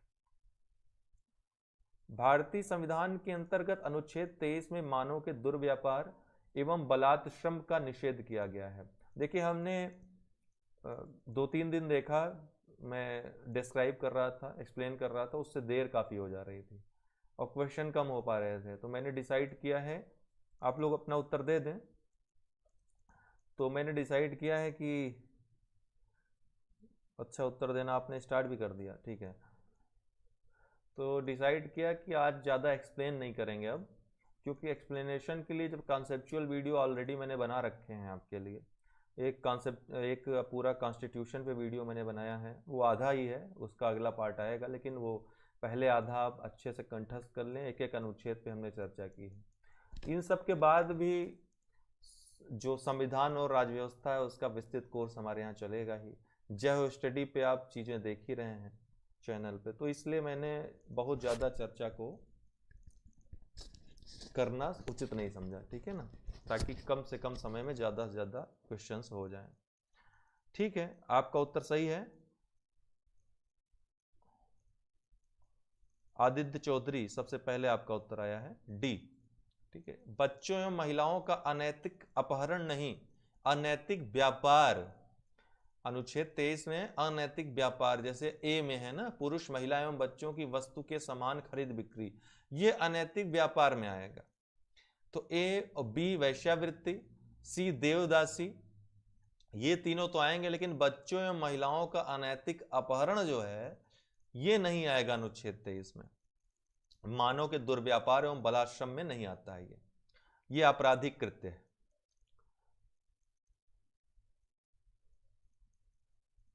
जी विशाल जी, आप लोगों का जय स्टडी को जो प्रेम मिल रहा है बहुत ही अच्छा लग रहा है, काफ़ी तेज़ी से संख्या बढ़ रही है वहाँ पे भी। आने वाले समय में मुख्य परीक्षा पर केंद्रित करेंगे उस पूरे चैनल को, ताकि मुख्य परीक्षा के लिए आपको भटकना न पड़े।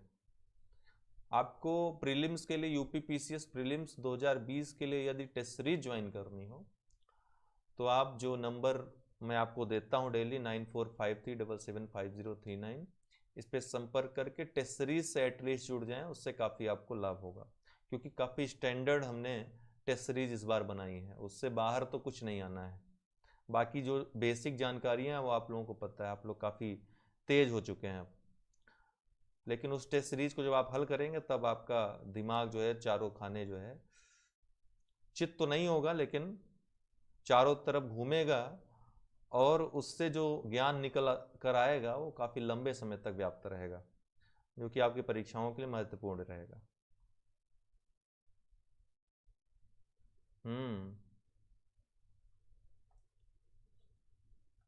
ठीक है, आपने प्रारंभिक अधिकारिता के बारे में पढ़ा होगा, अनन्य अधिकारिता के बारे में सुना होगा। अनन्य मतलब जो अधिकारिता किसी और को न दी गई हो, जो अधिकार, अनन्य अधिकार मतलब किसी और को नहीं, अनन्य, अन्य मतलब किसी अन्य को जो अधिकार प्राप्त न हो वो अनन्य अधिकार होता है, वो मूल अधिकारिता में आता है।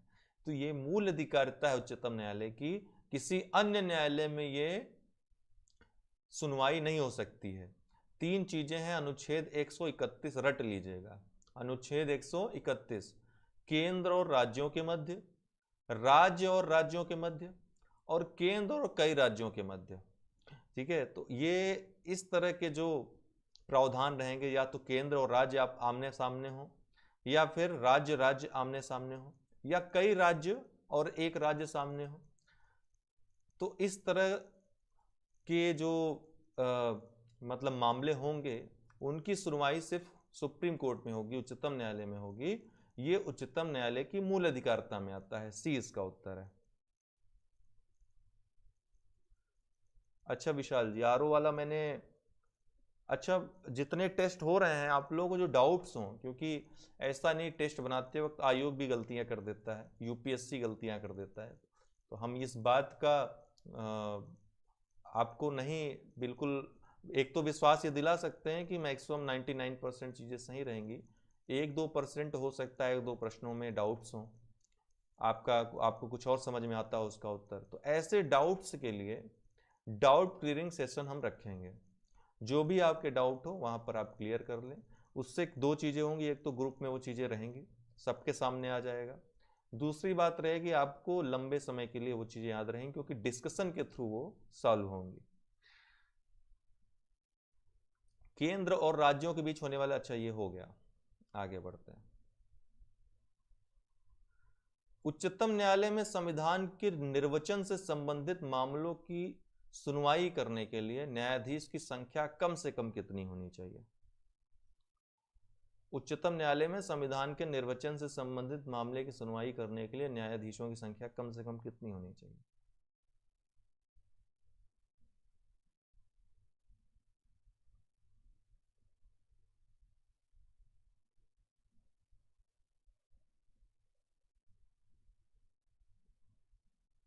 ठीक है, दलीप कुंवर जी, आपका उत्तर सबसे पहले आया है, सही है। काफी लोगों ने गलत उत्तर दिया है इसका।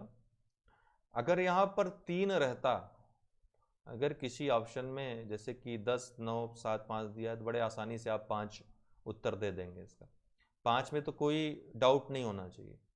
लेकिन अगर 3 रहता तो काफ़ी लोगों को इसमें डाउट हो जाता, क्योंकि अक्सर लोग सुनते होंगे कि अयोध्या मामले की सुनवाई तो यहाँ हाई कोर्ट में जो पीठ बनी थी 3 ही न्यायाधीश थे उसमें, या फिर सुप्रीम कोर्ट में अक्सर सुनते होंगे 3 ही जज बैठे, तो 3 जज हैं तो न्यूनतम सुना भी है, न्यूनतम एक प्रकार से कम पूछा भी है, न्यूनतम पूछा है, तो 3 होना चाहिए।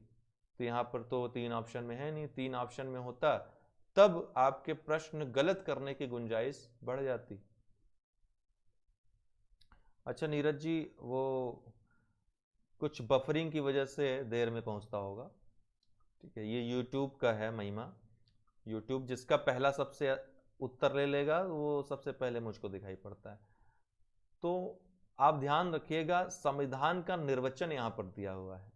अन्य कोई मामला रहेगा तो उसमें न्यूनतम, उसमें 3 जज रह सकते हैं, 3 जजों की पीठ सुनवाई करेगी, उसमें न्यूनतम 3 जजों की पीठ रहनी चाहिए।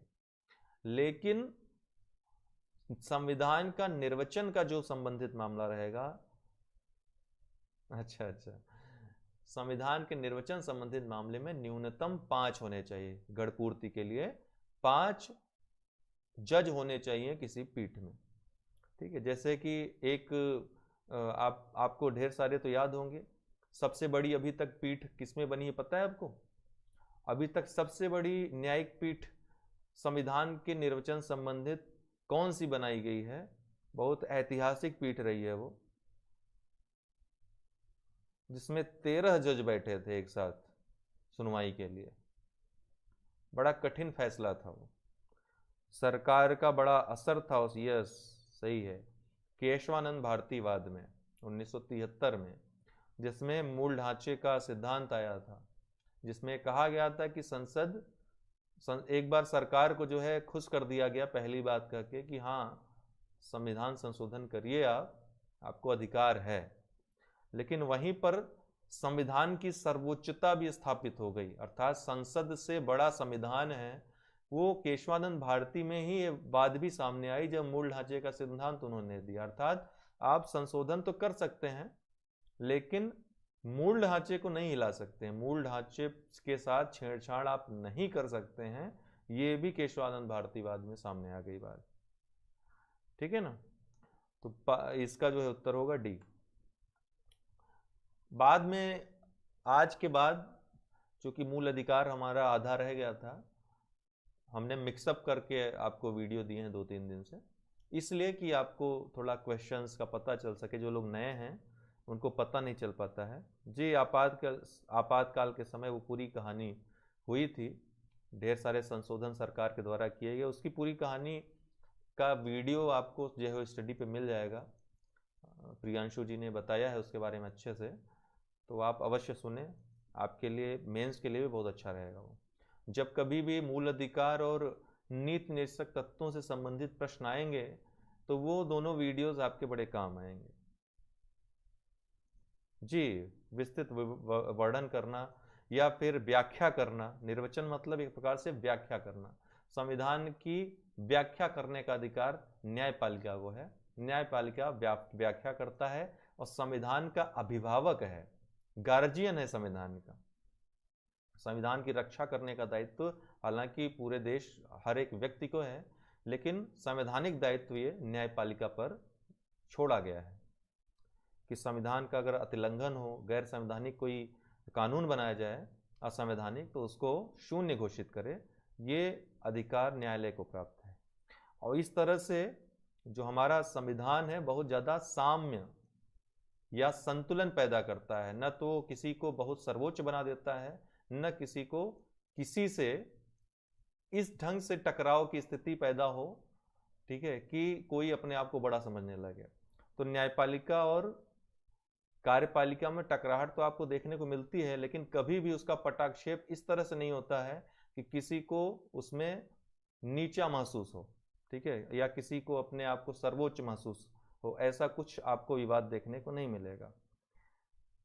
तो दोनों में साम्य रहता है, दोनों एक साथ मिलकर के एक दूसरे को समझते हुए एक दूसरे के संवैधानिक जो पोजीशन है उसकी इज्जत रख करके ही कार्य करते हैं। इसीलिए अन्यथा तो सरकार ने बहुत प्रयास किए कि न्यायपालिका को हम डोमिनेट करें, लेकिन ऐसा हो नहीं पाया।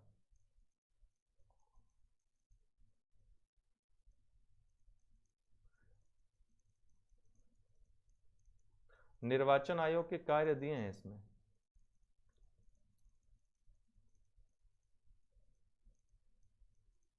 ठीक है, सभी किसने उत्तर सही दिया है भाई?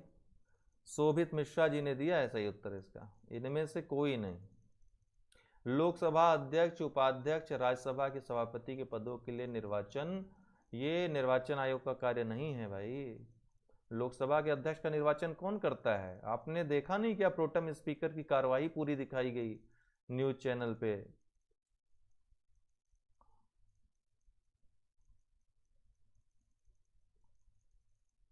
ध्वनि मत से लोगों ने उनको घोषित भी किया था। आपको कार्रवाई देखनी चाहिए। तो उसमें चुनाव आयोग कहाँ से आ गया? उपाध्यक्ष को चुनने में चुनाव, थोड़ा आप लोग संसद की कार्रवाई देखा करिए जब सरकार वगैरह गठित होती है तो काफी। जी नीरज जी, सदस्य करते हैं चुनाव, ठीक है। तो अध्यक्ष प्रोटेम स्पीकर उसके लिए बनाया जाता है, वो उस प्रक्रिया को संपन्न कराता है। प्रोटेम मतलब प्रोटेम स्पीकर जो क्या कहते हैं, तात्कालिक जब लोकसभा विघटित होती है तो नई लोकसभा में किसी को प्रोटेम स्पीकर चुना जाता है जब तक कि अध्यक्ष का चुनाव न हो जाए। दूसरा है नगर पालिकाओं और नगर निगमों के लिए निर्वाचन कराना, ये भी वो नहीं करता है। राज्य निर्वाचन आयोग नाम सुना है ना आपने? निर्वाचनों से उत्पन्न सभी विवादों एवं संदेहों का निर्णयन, ये निर्वाचनों से उत्पन्न जो विवाद होते हैं वो सुप्रीम कोर्ट में जाते हैं। आप उसको ध्यान दें, विवादों एवं संदेहों का निर्णयन जो है सुप्रीम कोर्ट करता है। चुनाव आयोग आचार संहिता से संबंधित जो नियम कानून होते हैं उसकी निगरानी, उसका क्रियान्वयन करता है, न कि निर्णयन करता है। तो 1, 2, 3 ये तीनों ही कार्य इसके नहीं है, ठीक है, इनमें से कोई नहीं। अगर राष्ट्रपति के चुनाव से संबंधित कोई विवाद हो जाए तो उसका निपटारा कहाँ होगा? सुप्रीम कोर्ट में ना होगा कि चुनाव आयोग करेगा उसको? इसका उत्तर इनमें से कोई नहीं होगा, बी भी नहीं होगा, ठीक है ना। कोई डाउट है क्या इसमें आपको? अभी भी डाउट हो तो पूछ सकते हैं।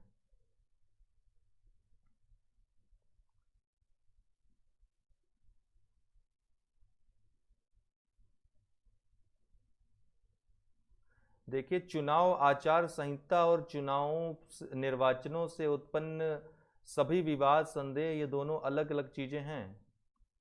आचार संहिता का उल्लंघन से संबंधित, अब क्लियर है ना?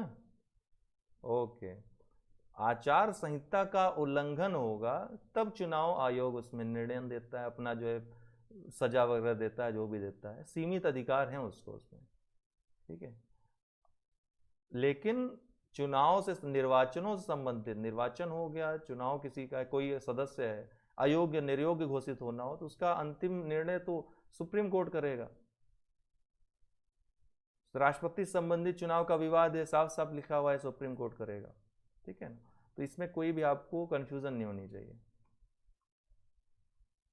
अच्छा, निर्वाचन आयोग भारत के राष्ट्रपति एवं उपराष्ट्रपति तथा संसद एवं राज्य विधानमंडलों के सदस्यों का चुनाव कराता है। निर्वाचन आयोग द्वारा किए जाने वाले कार्य जो है निर्वाचन क्षेत्रों का परिसीमन, राजनीतिक दलों को मान्यता देना, मतदाता सूची तैयार करवाना, राजनीतिक दलों को चुनाव चिन्ह प्रदान करवाना, चुनाव रद्द करना, निर्वाचन का संचालन करना, अन्य ये सब कार्य उसके हैं। भारतीय संविधान के अनुच्छेद 324 के तहत निर्वाचन आयोग के बारे में उपबंध है। निर्वाचन आयोग एक स्थायी संवैधानिक निकाय है और इसकी स्थापना 25 जनवरी 1950 को की गई थी। एक बात ध्यान दीजिएगा कि अनुच्छेद 324 में भारतीय निर्वाचन आयोग के बारे में प्रावधान तो है, लेकिन आयोग में कितनी संख्या रहेगी सदस्यों की और इनके कार्यकाल के बारे में कोई बात नहीं कही गई है। ये नियमों बाद में जो है संसद ने नियम बनाकर निर्धारित किया है। ये बात आपको ध्यान में रखनी है। भारत में लोकपाल व लोकायुक्त की स्थापना का सुझाव किस आयोग ने दिया था? इसके पहले मैं आपसे पूछना चाहता हूं एक प्रश्न कि भारत के जो लोकपाल और लोकायुक्त अधिनियम 2013 है उसके तहत पहले लोकायुक्त कौन चुने गए हैं, लोकपाल कौन से चुने गए हैं भारत में? भारत के प्रथम लोकपाल कौन बनाए गए हैं? कौन देता है सबसे पहले उत्तर? ये करंट की चीज है।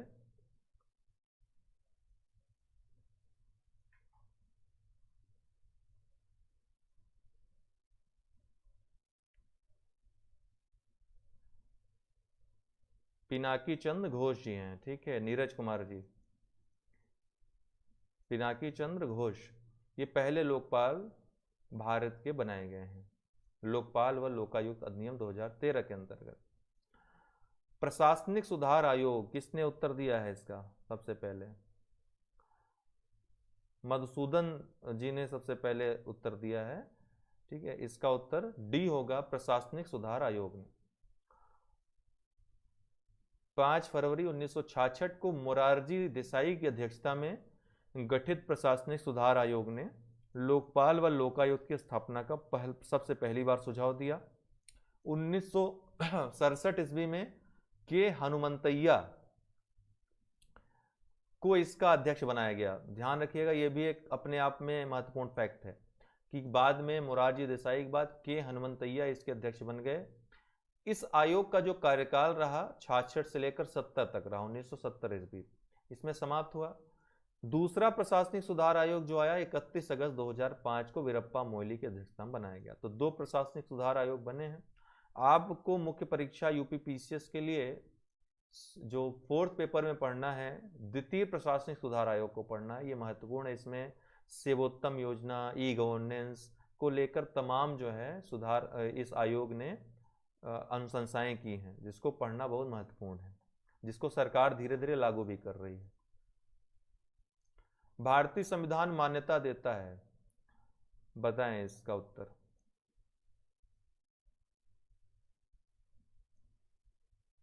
जी आदित्य जी, बिल्कुल सही है। भारतीय संविधान मान्यता देता है। Good evening, good evening. Daily 8 बजे आप लोग आ जाया करें। क्विज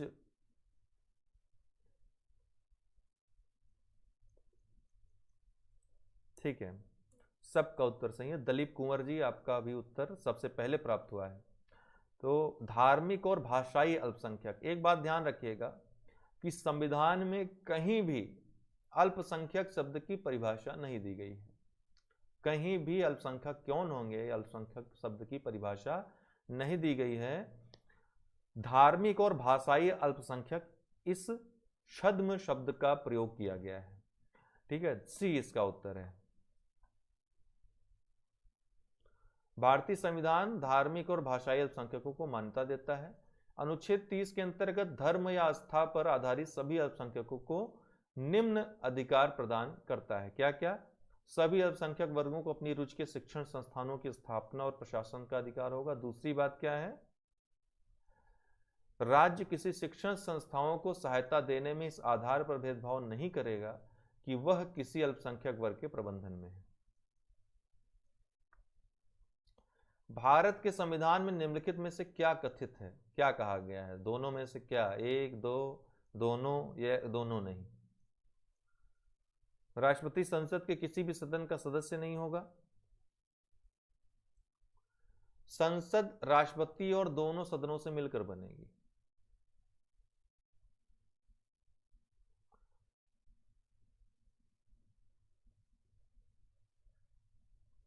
नीरज जी, आप ध्यान से पढ़िए प्रश्न।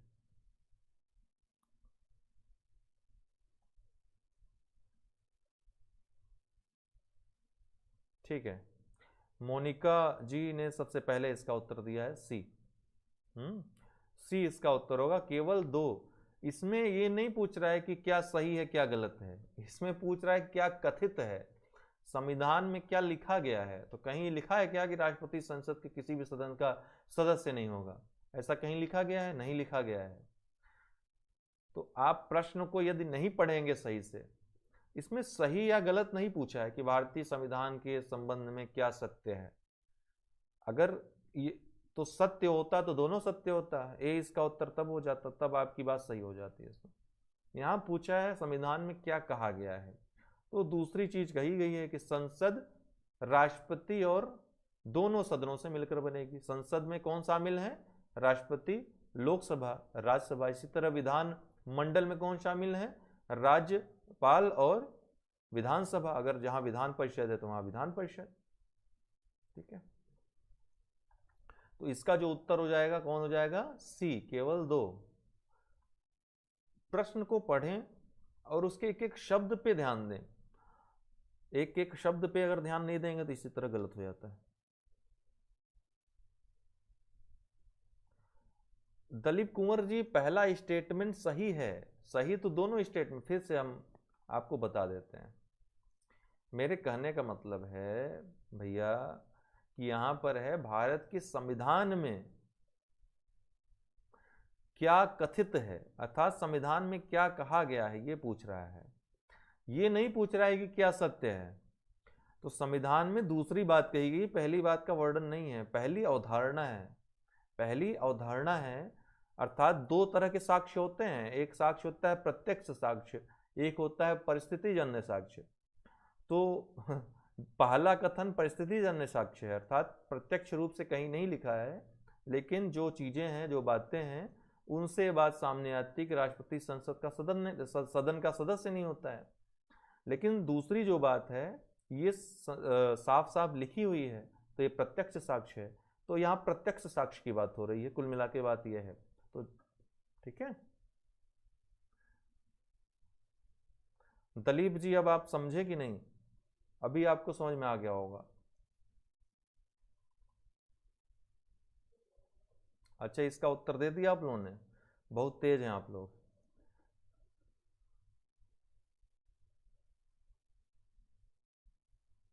जी दलीप जी, और वो वही पूछ रहा है। ठीक है, सत्य असत्य नहीं पूछ रहा है। तो भारतीय संविधान के किस अनुच्छेद के अंतर्गत राष्ट्रपति संसद के दोनों सदनों द्वारा पारित विधेयक पर अपनी स्वीकृति रोक सकता है? यूसुफ खान का उत्तर सबसे पहले आया है, सही सही उत्तर है अनुच्छेद 111 के अंतर्गत। अनुच्छेद 111, इसमें राष्ट्रपति संसद के दोनों सदनों द्वारा पारित विधेयक पर क्या कार्रवाई करेगा इसके बारे में बताया गया है। इसी में जो एक बात कही गई कि अपने विचार के लिए रोक सकता है, और रोकने का जो समय नहीं दिया हुआ है, कितने समय के लिए रोक सकता है, वही पॉकेट वीटो, छिपे हुए रूप में पॉकेट वीटो का प्रावधान कर देता है।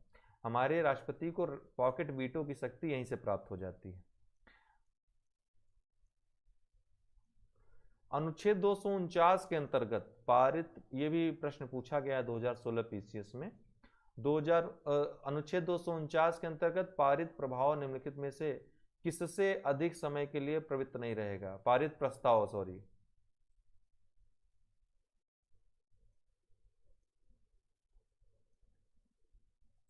एक बार रोक सकता है, नंबर तो आप सही बता रहे हैं कि एक बार रोक सकता है, दोबारा भेजेगा तो उसके बाद रोक नहीं सकता, उसको देना ही पड़ेगा। लेकिन फिर भी उसमें ये दिया है कि अनुमति देगा, लेकिन कितने समय में देगा, समय अवधि का वर्णन नहीं है। इसी को पॉकेट वीटो कहते हैं। राष्ट्रपति अनंत काल के लिए किसी भी मतलब कि संशोधन किसी कानून को लंबित रख सकता है, ये उसका पॉकेट वीटो होता है।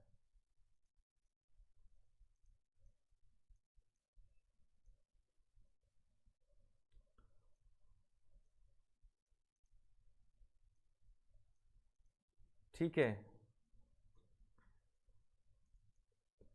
के एस और एपी सिंह जी ने इसका सही उत्तर दिया है डी, 1 वर्ष के लिए। यहां लिखा हुआ है मैक्सिमम टाइम पूछा है, कितने अधिकतम समय के लिए प्रवृत्त रह सकता है या उससे अधिक समय के लिए प्रवृत्त नहीं रहेगा, तो यहां पर 1 वर्ष होगा। नहीं अमरीश जी, नहीं लाया जा सकता है, यहाँ संविधान का अतिक्रमण वो नहीं करता है। हालांकि ऐसी कोई बात हुई नहीं है, जो बातें नहीं हुई हैं उसको सुप्रीम कोर्ट में जब कोई मामला आएगा सुप्रीम कोर्ट उसको व्याख्यायित करेगा। फिलहाल जो अभी के प्रावधान है उसमें उसको पावर है, कोई समयावधि का उल्लेख नहीं है, तो अभी यही मान के चला जाता है कि इसके आधार पर संविधान के अतिक्रमण का उस पर आरोप नहीं लगाया जा सकता है।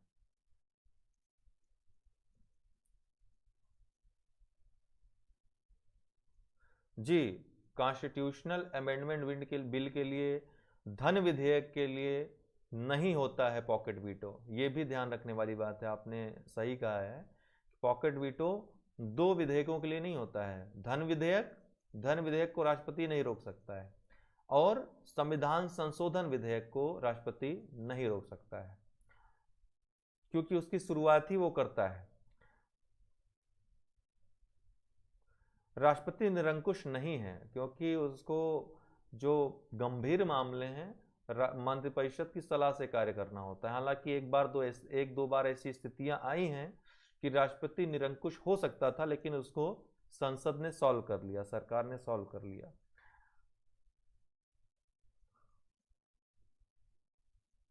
और यही पार्लियामेंट्री सिस्टम है। ठीक है, इसका 1 वर्ष होगा उत्तर।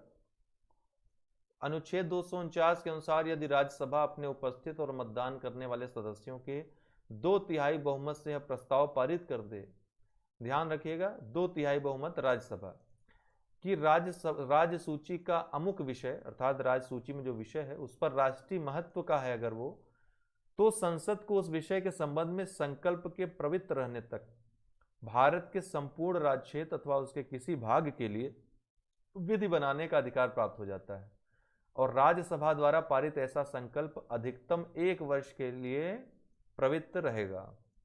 ठीक है, 1 वर्ष के लिए। भारत में से कौन सा एक सही सुमेलित नहीं है? निम्न में से कौन सा एक सही सुमेलित नहीं है?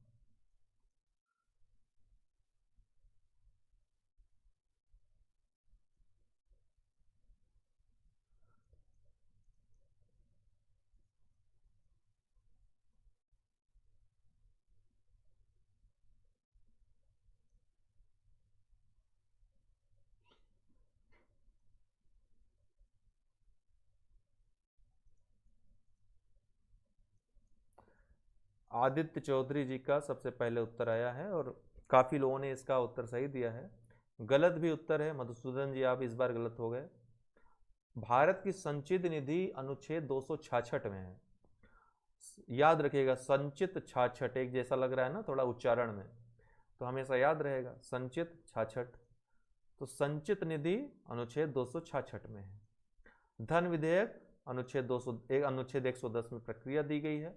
वार्षिक वित्तीय विवरण अनुच्छेद 112 में है, जिसको हम आम बोलचाल की भाषा में बजट कहते हैं। भारत की आकस्मिकता निधि अनुच्छेद 267 में है। इसका जो सुमेलित नहीं है संचित निधि 266 में हो, न कि 265 में। भारतीय संविधान में वाक एवं अभिव्यक्ति की स्वतंत्रता अर्थात अनुच्छेद 19 के ए के अंतर्गत निम्नलिखित में से कौन सा एक अधिकार शामिल नहीं है? प्रेस की स्वतंत्रता, शांति का अधिकार, हड़ताल का अधिकार, फोन टैपिंग के विरुद्ध अधिकार। अनुच्छेद 19 ए कह रहा है, ध्यान दीजिएगा इस बात को।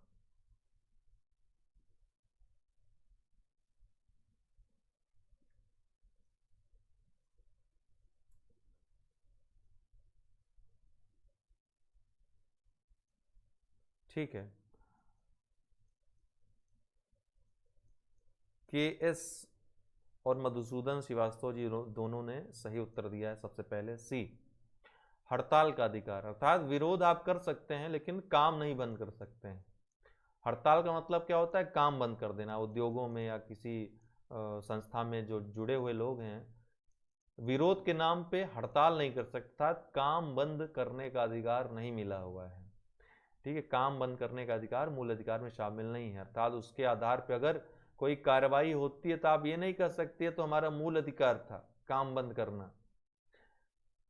ठीक है ना, मतलब समझ रहे हैं ना इस बात का? तो सी इसका होता। अगर ऐसा अधिकार दे दिया जाए तो हर कोई काम बंद करता रहेगा छोटी छोटी बात पे और कहेगा हमारा मूल अधिकार है, हमको बचाव उपलब्ध कराइए, हमको तनख्वाह दिलवाइए जितने दिन हम काम बंद किए थे, तो बड़ी मुश्किल हो जाएगी। तो हड़ताल के अधिकार को इसमें शामिल नहीं किया गया, बाकी तीनों शामिल हैं।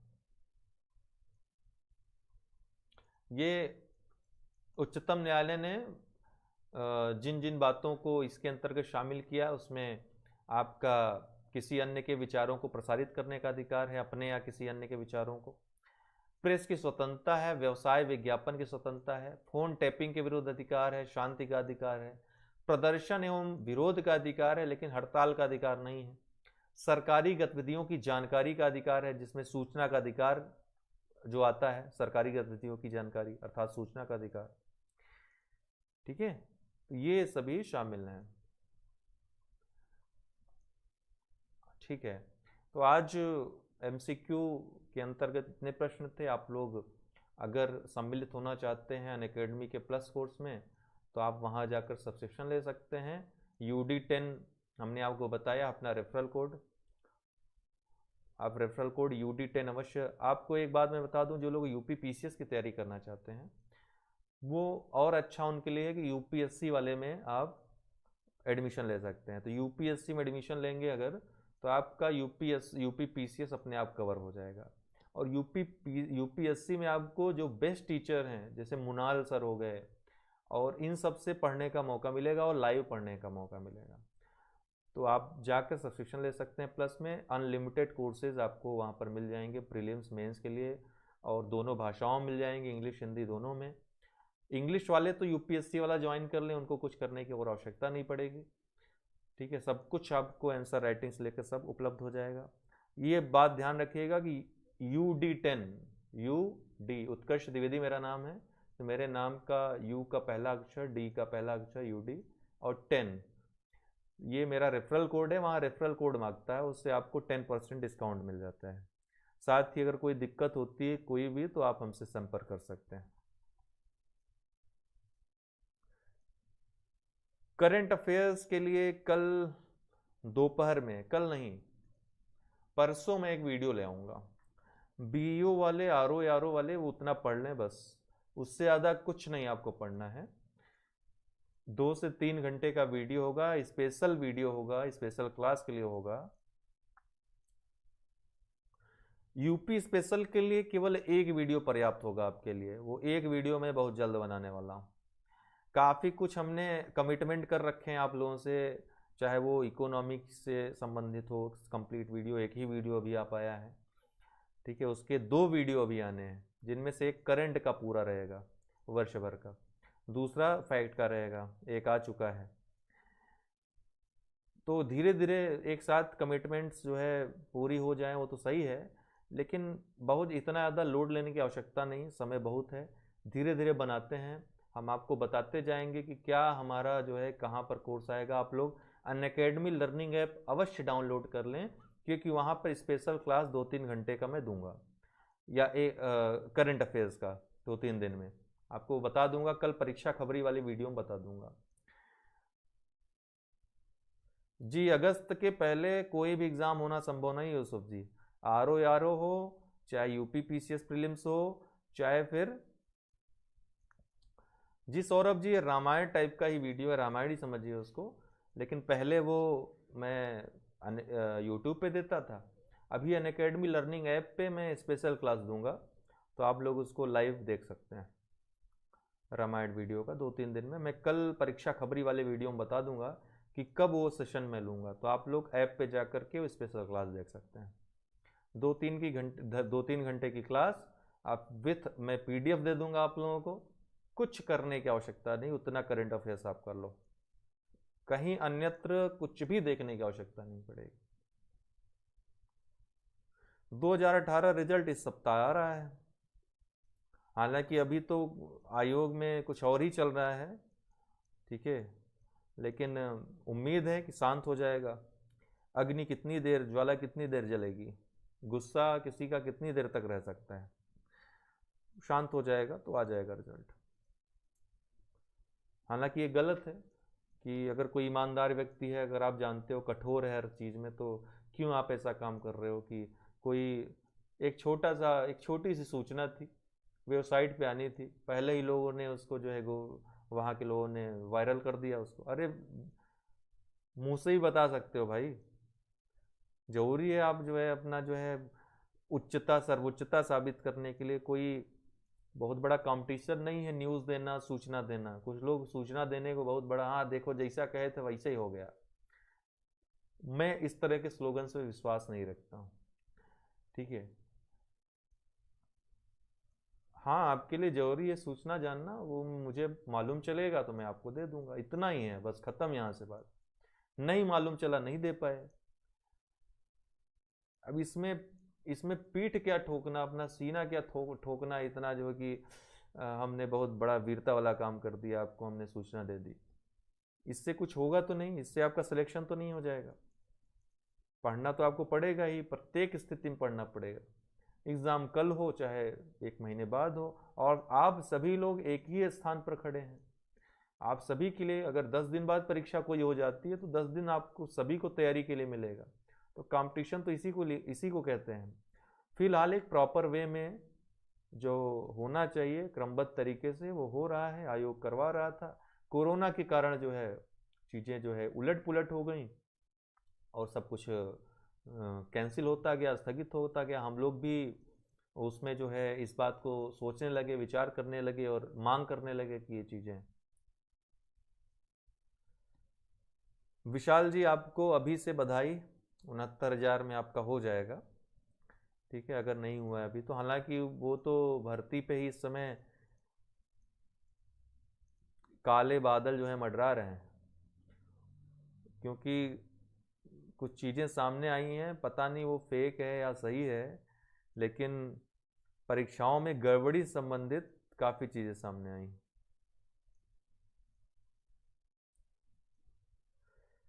नहीं, हम प्रत्येक खबर नहीं देते हैं, हम काफ़ी जो है चीज़ों को देख करके। अभी एक होता है गलत खबर, झूठी खबर, और एक होता है कि कोई सूचना मिली और वो जो कार्य होने वाला था स्थगित हो गया। ऐसे कई चीज़ें हुई हैं। बीच में परिणाम आने वाला था और आयोग अध्यक्ष ने निर्णय लिया कि हम अभी परिणाम नहीं देंगे, अभी और देखेंगे। तो सूचनाएं भी आप न्यूज़ चैनल्स देखते हैं, ठीक उसी तरह कोई कार्य हुआ, कार्य होने वाला है, नहीं रद्द हो गया, अब इस डेट को होगा, वो चीज़ें। लेकिन हाँ अगर ऐसा हम ऐसी कोई बात न बोलें जिससे किसी का भविष्य खराब हो। हमने काफ़ी अनुभव, काफ़ी कुछ सीखा है। एक 2017 बड़ा एग्ज़ाम था, वो हमारे लिए बहुत बड़ी सीख देता है। उसके बाद से कभी हमने ऐसे सूचनाओं पे जो किसी व्यक्ति विशेष से मिली हुई हो और जिससे लोग पढ़ना छोड़ दें, ऐसी कोई सूचना मतलब जानकारी होते हुए भी नहीं बताई है।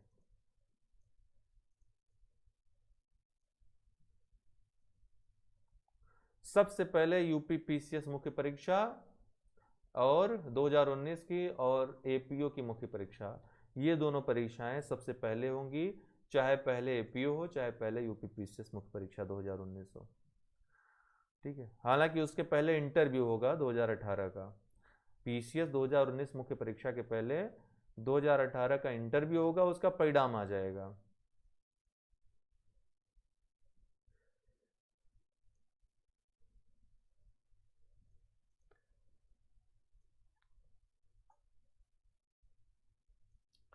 नीरज जी यही मैं कह रहा हूँ कि लोग, अगर आप 10 वीडियो बना देते हैं, मैं भी 10 वीडियो बना सकता हूँ, ऐसी कोई बात नहीं है।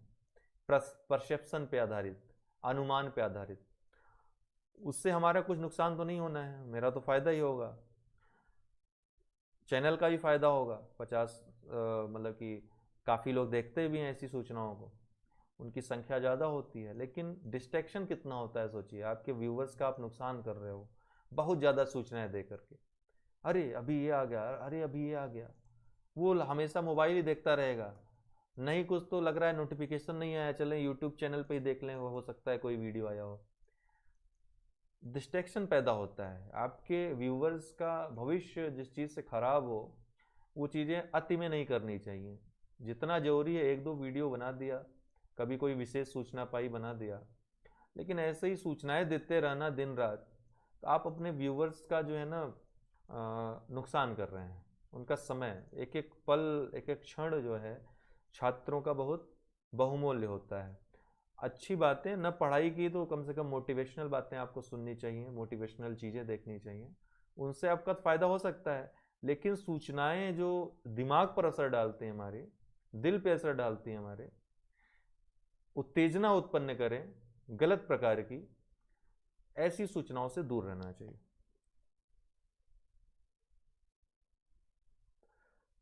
ठीक है ना।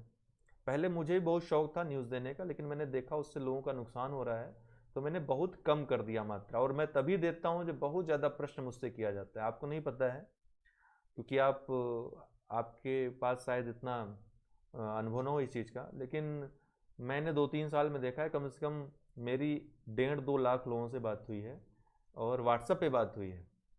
मतलब इतना ज़्यादा हमारे पास सूचनाओं के लिए केवल क्वेश्चंस आते हैं व्हाट्सएप पे, टेलीग्राम पे, फेसबुक पे। तो इन सब को अगर मैं एक एक साथ जवाब देने लगूँ वो बड़ी दिक्कत का काम हो जाता है, ऐसा संभव भी नहीं है। तो इसीलिए मैं किसी बड़े मंच पे ग्रुप का सहारा लेता हूँ, या फिर और कोई अपडेट होता है बड़ा अपडेट तो मैं यूट्यूब का सहारा लेता हूँ। जी।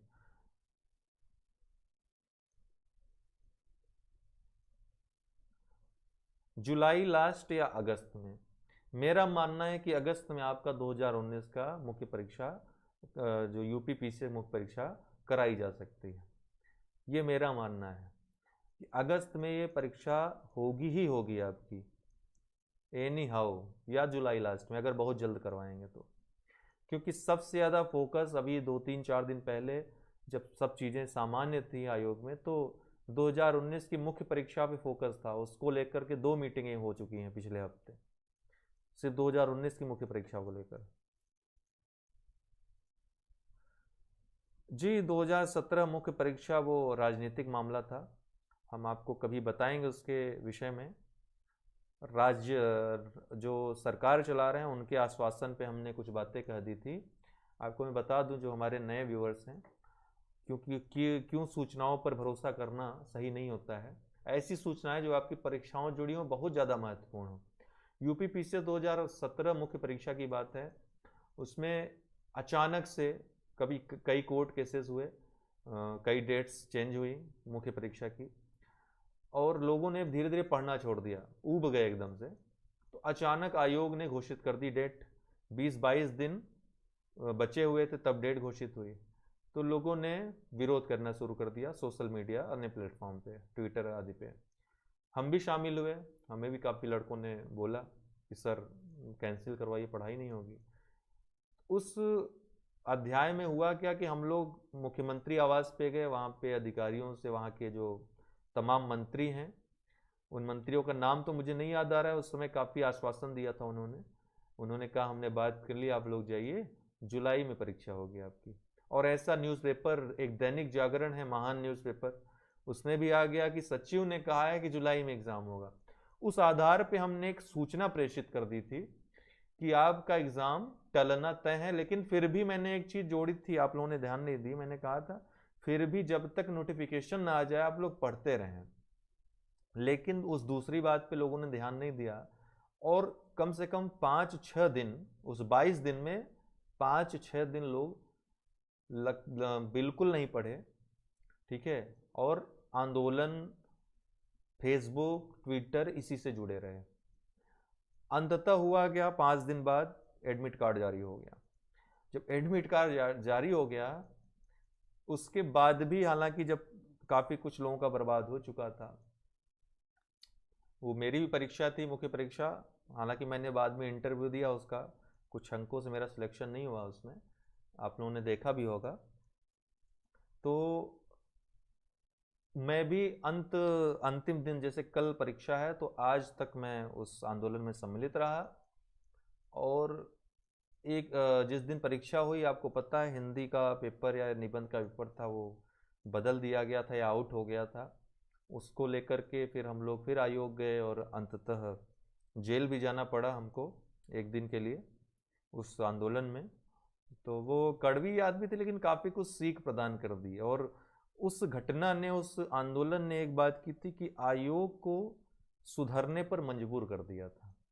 आयोग में काफ़ी तब से अब तक काफ़ी सुधार हो चुके हैं। आयोग को चर्चा में ला दिया था उस घटना ने। उसके बाद सरकार ने भी काफ़ी एहतियात बरता काफ़ी चीज़ों में, लेकिन फिर भी कई बातें सामने आती रहती हैं। लेकिन आपको निगेटिव बातों में नहीं पढ़ना है, पॉजिटिव बातों में पढ़ना है। जी जी, सही कह रहे हैं आदित्य जी, सकारात्मक बातों में पढ़ना है, सकारात्मक रूप से तैयारी करनी है आपको। नकारात्मकता से कुछ आपका हल नहीं होगा, बल्कि आपका बिगड़ेगा ही। तो बात सबकी सुनिए, अपने विचार रखिए, लेकिन पढ़ाई करते रहिए। कोई मिला के बात यह है। जी, उसमें जो है 2 जगह केसेस हुए थे, काफ़ी लोग थे उसमें। उन्होंने जो है ग्रुप्स बनाए हुए थे, उन ग्रुप्स में मैं भी था। चंदा वगैरह भी लोगों से लिया गया था उसमें। उसमें भी घपलेबाजी हुई, ठीक है। और काफ़ी चीज़ें हुई निगेटिव। मैं आपको सारी बातें यहाँ पे नहीं बताना चाहता हूँ। बाद में जिन्होंने उसको पैसे को इकट्ठा किया था, जिनके अकाउंट्स में था, उसकी जानकारी देने से मना कर दिया। अंततः वो ग्रुप से उन लोगों को निकाल दिया गया। अभी भी वो ग्रुप चल रहा है।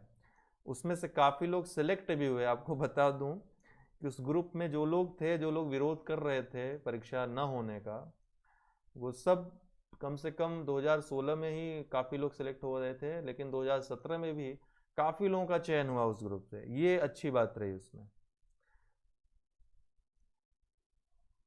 ठीक है। तो उसके बाद से ऐसी किसी भी गतिविधि में संलिप्त होने से मैं भी बच रहा हूँ, और आपको भी यही मैं सुझाव दूंगा कि ऐसी किसी भी गतिविधि से बचें। कुछ हल नहीं होता है इसका, कुछ भी नहीं हल होता है। अपने हाथ में अपनी पुस्तक है, बस वही सब कुछ है, उसी को आप सब कुछ समझिए। जीवन में एक घटना हर तरह की सीख के लिए पर्याप्त होती। वो एक घटना जो थी, वो लगभग छात्र जीवन से जुड़ी और राजनीति से जुड़ी तमाम शिक्षाएं एक साथ आपको भी देती है, जो लोग जुड़े थे। मुझे तो देती है, क्योंकि मैं तो फ्रंट पे था। साक्षात्कार से संबंधित जो साक्षात्कार हुए हैं हमारे हमारे मित्रों के, जो लोग चयनित हुए हैं, बहुत जल्द मैं श्रृंखला शुरू करवा रहा हूँ। रिजल्ट आने दीजिए, तुरंत ग्रुप स्टार्ट कर दूंगा। ग्रुप में आप जुड़ जाइएगा और आप लोगों को उनसे सारी जानकारी मिलेगी। हो सकेगा तो फेसबुक ग्रुप पर ही चलाएंगे, नहीं तो व्हाट्सएप ग्रुप एक बना देंगे, ठीक है ना। तो आप सभी को शुभकामनाएं, आप सबका सिलेक्शन हो। जितने लोग हैं इस समय लाइव, जिन्होंने 2018 की मुख्य परीक्षा दी है, तो अभी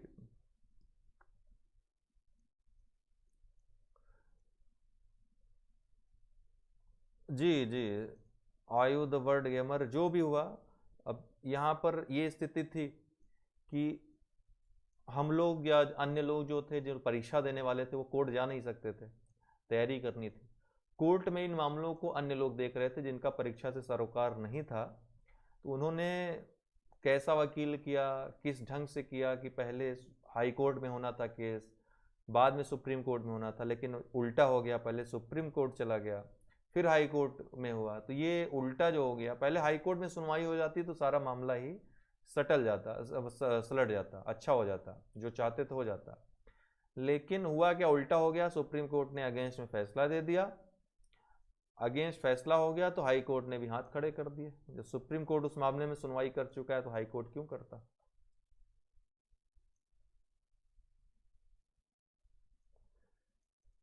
ठीक है ना। तो तब से ऐसे चीज़ों से, ऐसी गतिविधियों से हम खुद दूर रहते हैं, और लोगों को दूर रहने मतलब कि दूर रहने के लिए कहते हैं। आप लोगों को भी कह रहे हैं। अभी चर्चा उठी तो मैंने आपको उस विषय में बताया कुछ। बाकी सबको पता ही है उस विषय के बारे में, जो लोग 2017 के मुख्य परीक्षा से जुड़े हुए हैं। जिनका सिलेक्शन हो गया वो भी हमारे ग्रुप के ही सदस्य थे, हमारे आंदोलन के ही सदस्य रहे थे। काफ़ी इन्होंने अपना समय दिया था। अच्छा हुआ कि उनका सिलेक्शन हो गया। वो चीज़ें जो हैं, जो कड़वी यादें थी, वो अच्छी यादों में तब्दील हो गई। ठीक है, चलिए ठीक है, फिर सेशन बंद करते हैं, क्लोज करते हैं।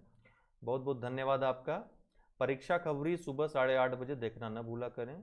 करंट अफेयर्स का 10 से 15 मिनट का वह वीडियो आपके जीवन को बदल देगा, कैरियर को बदल देगा, ये मेरा दावा है।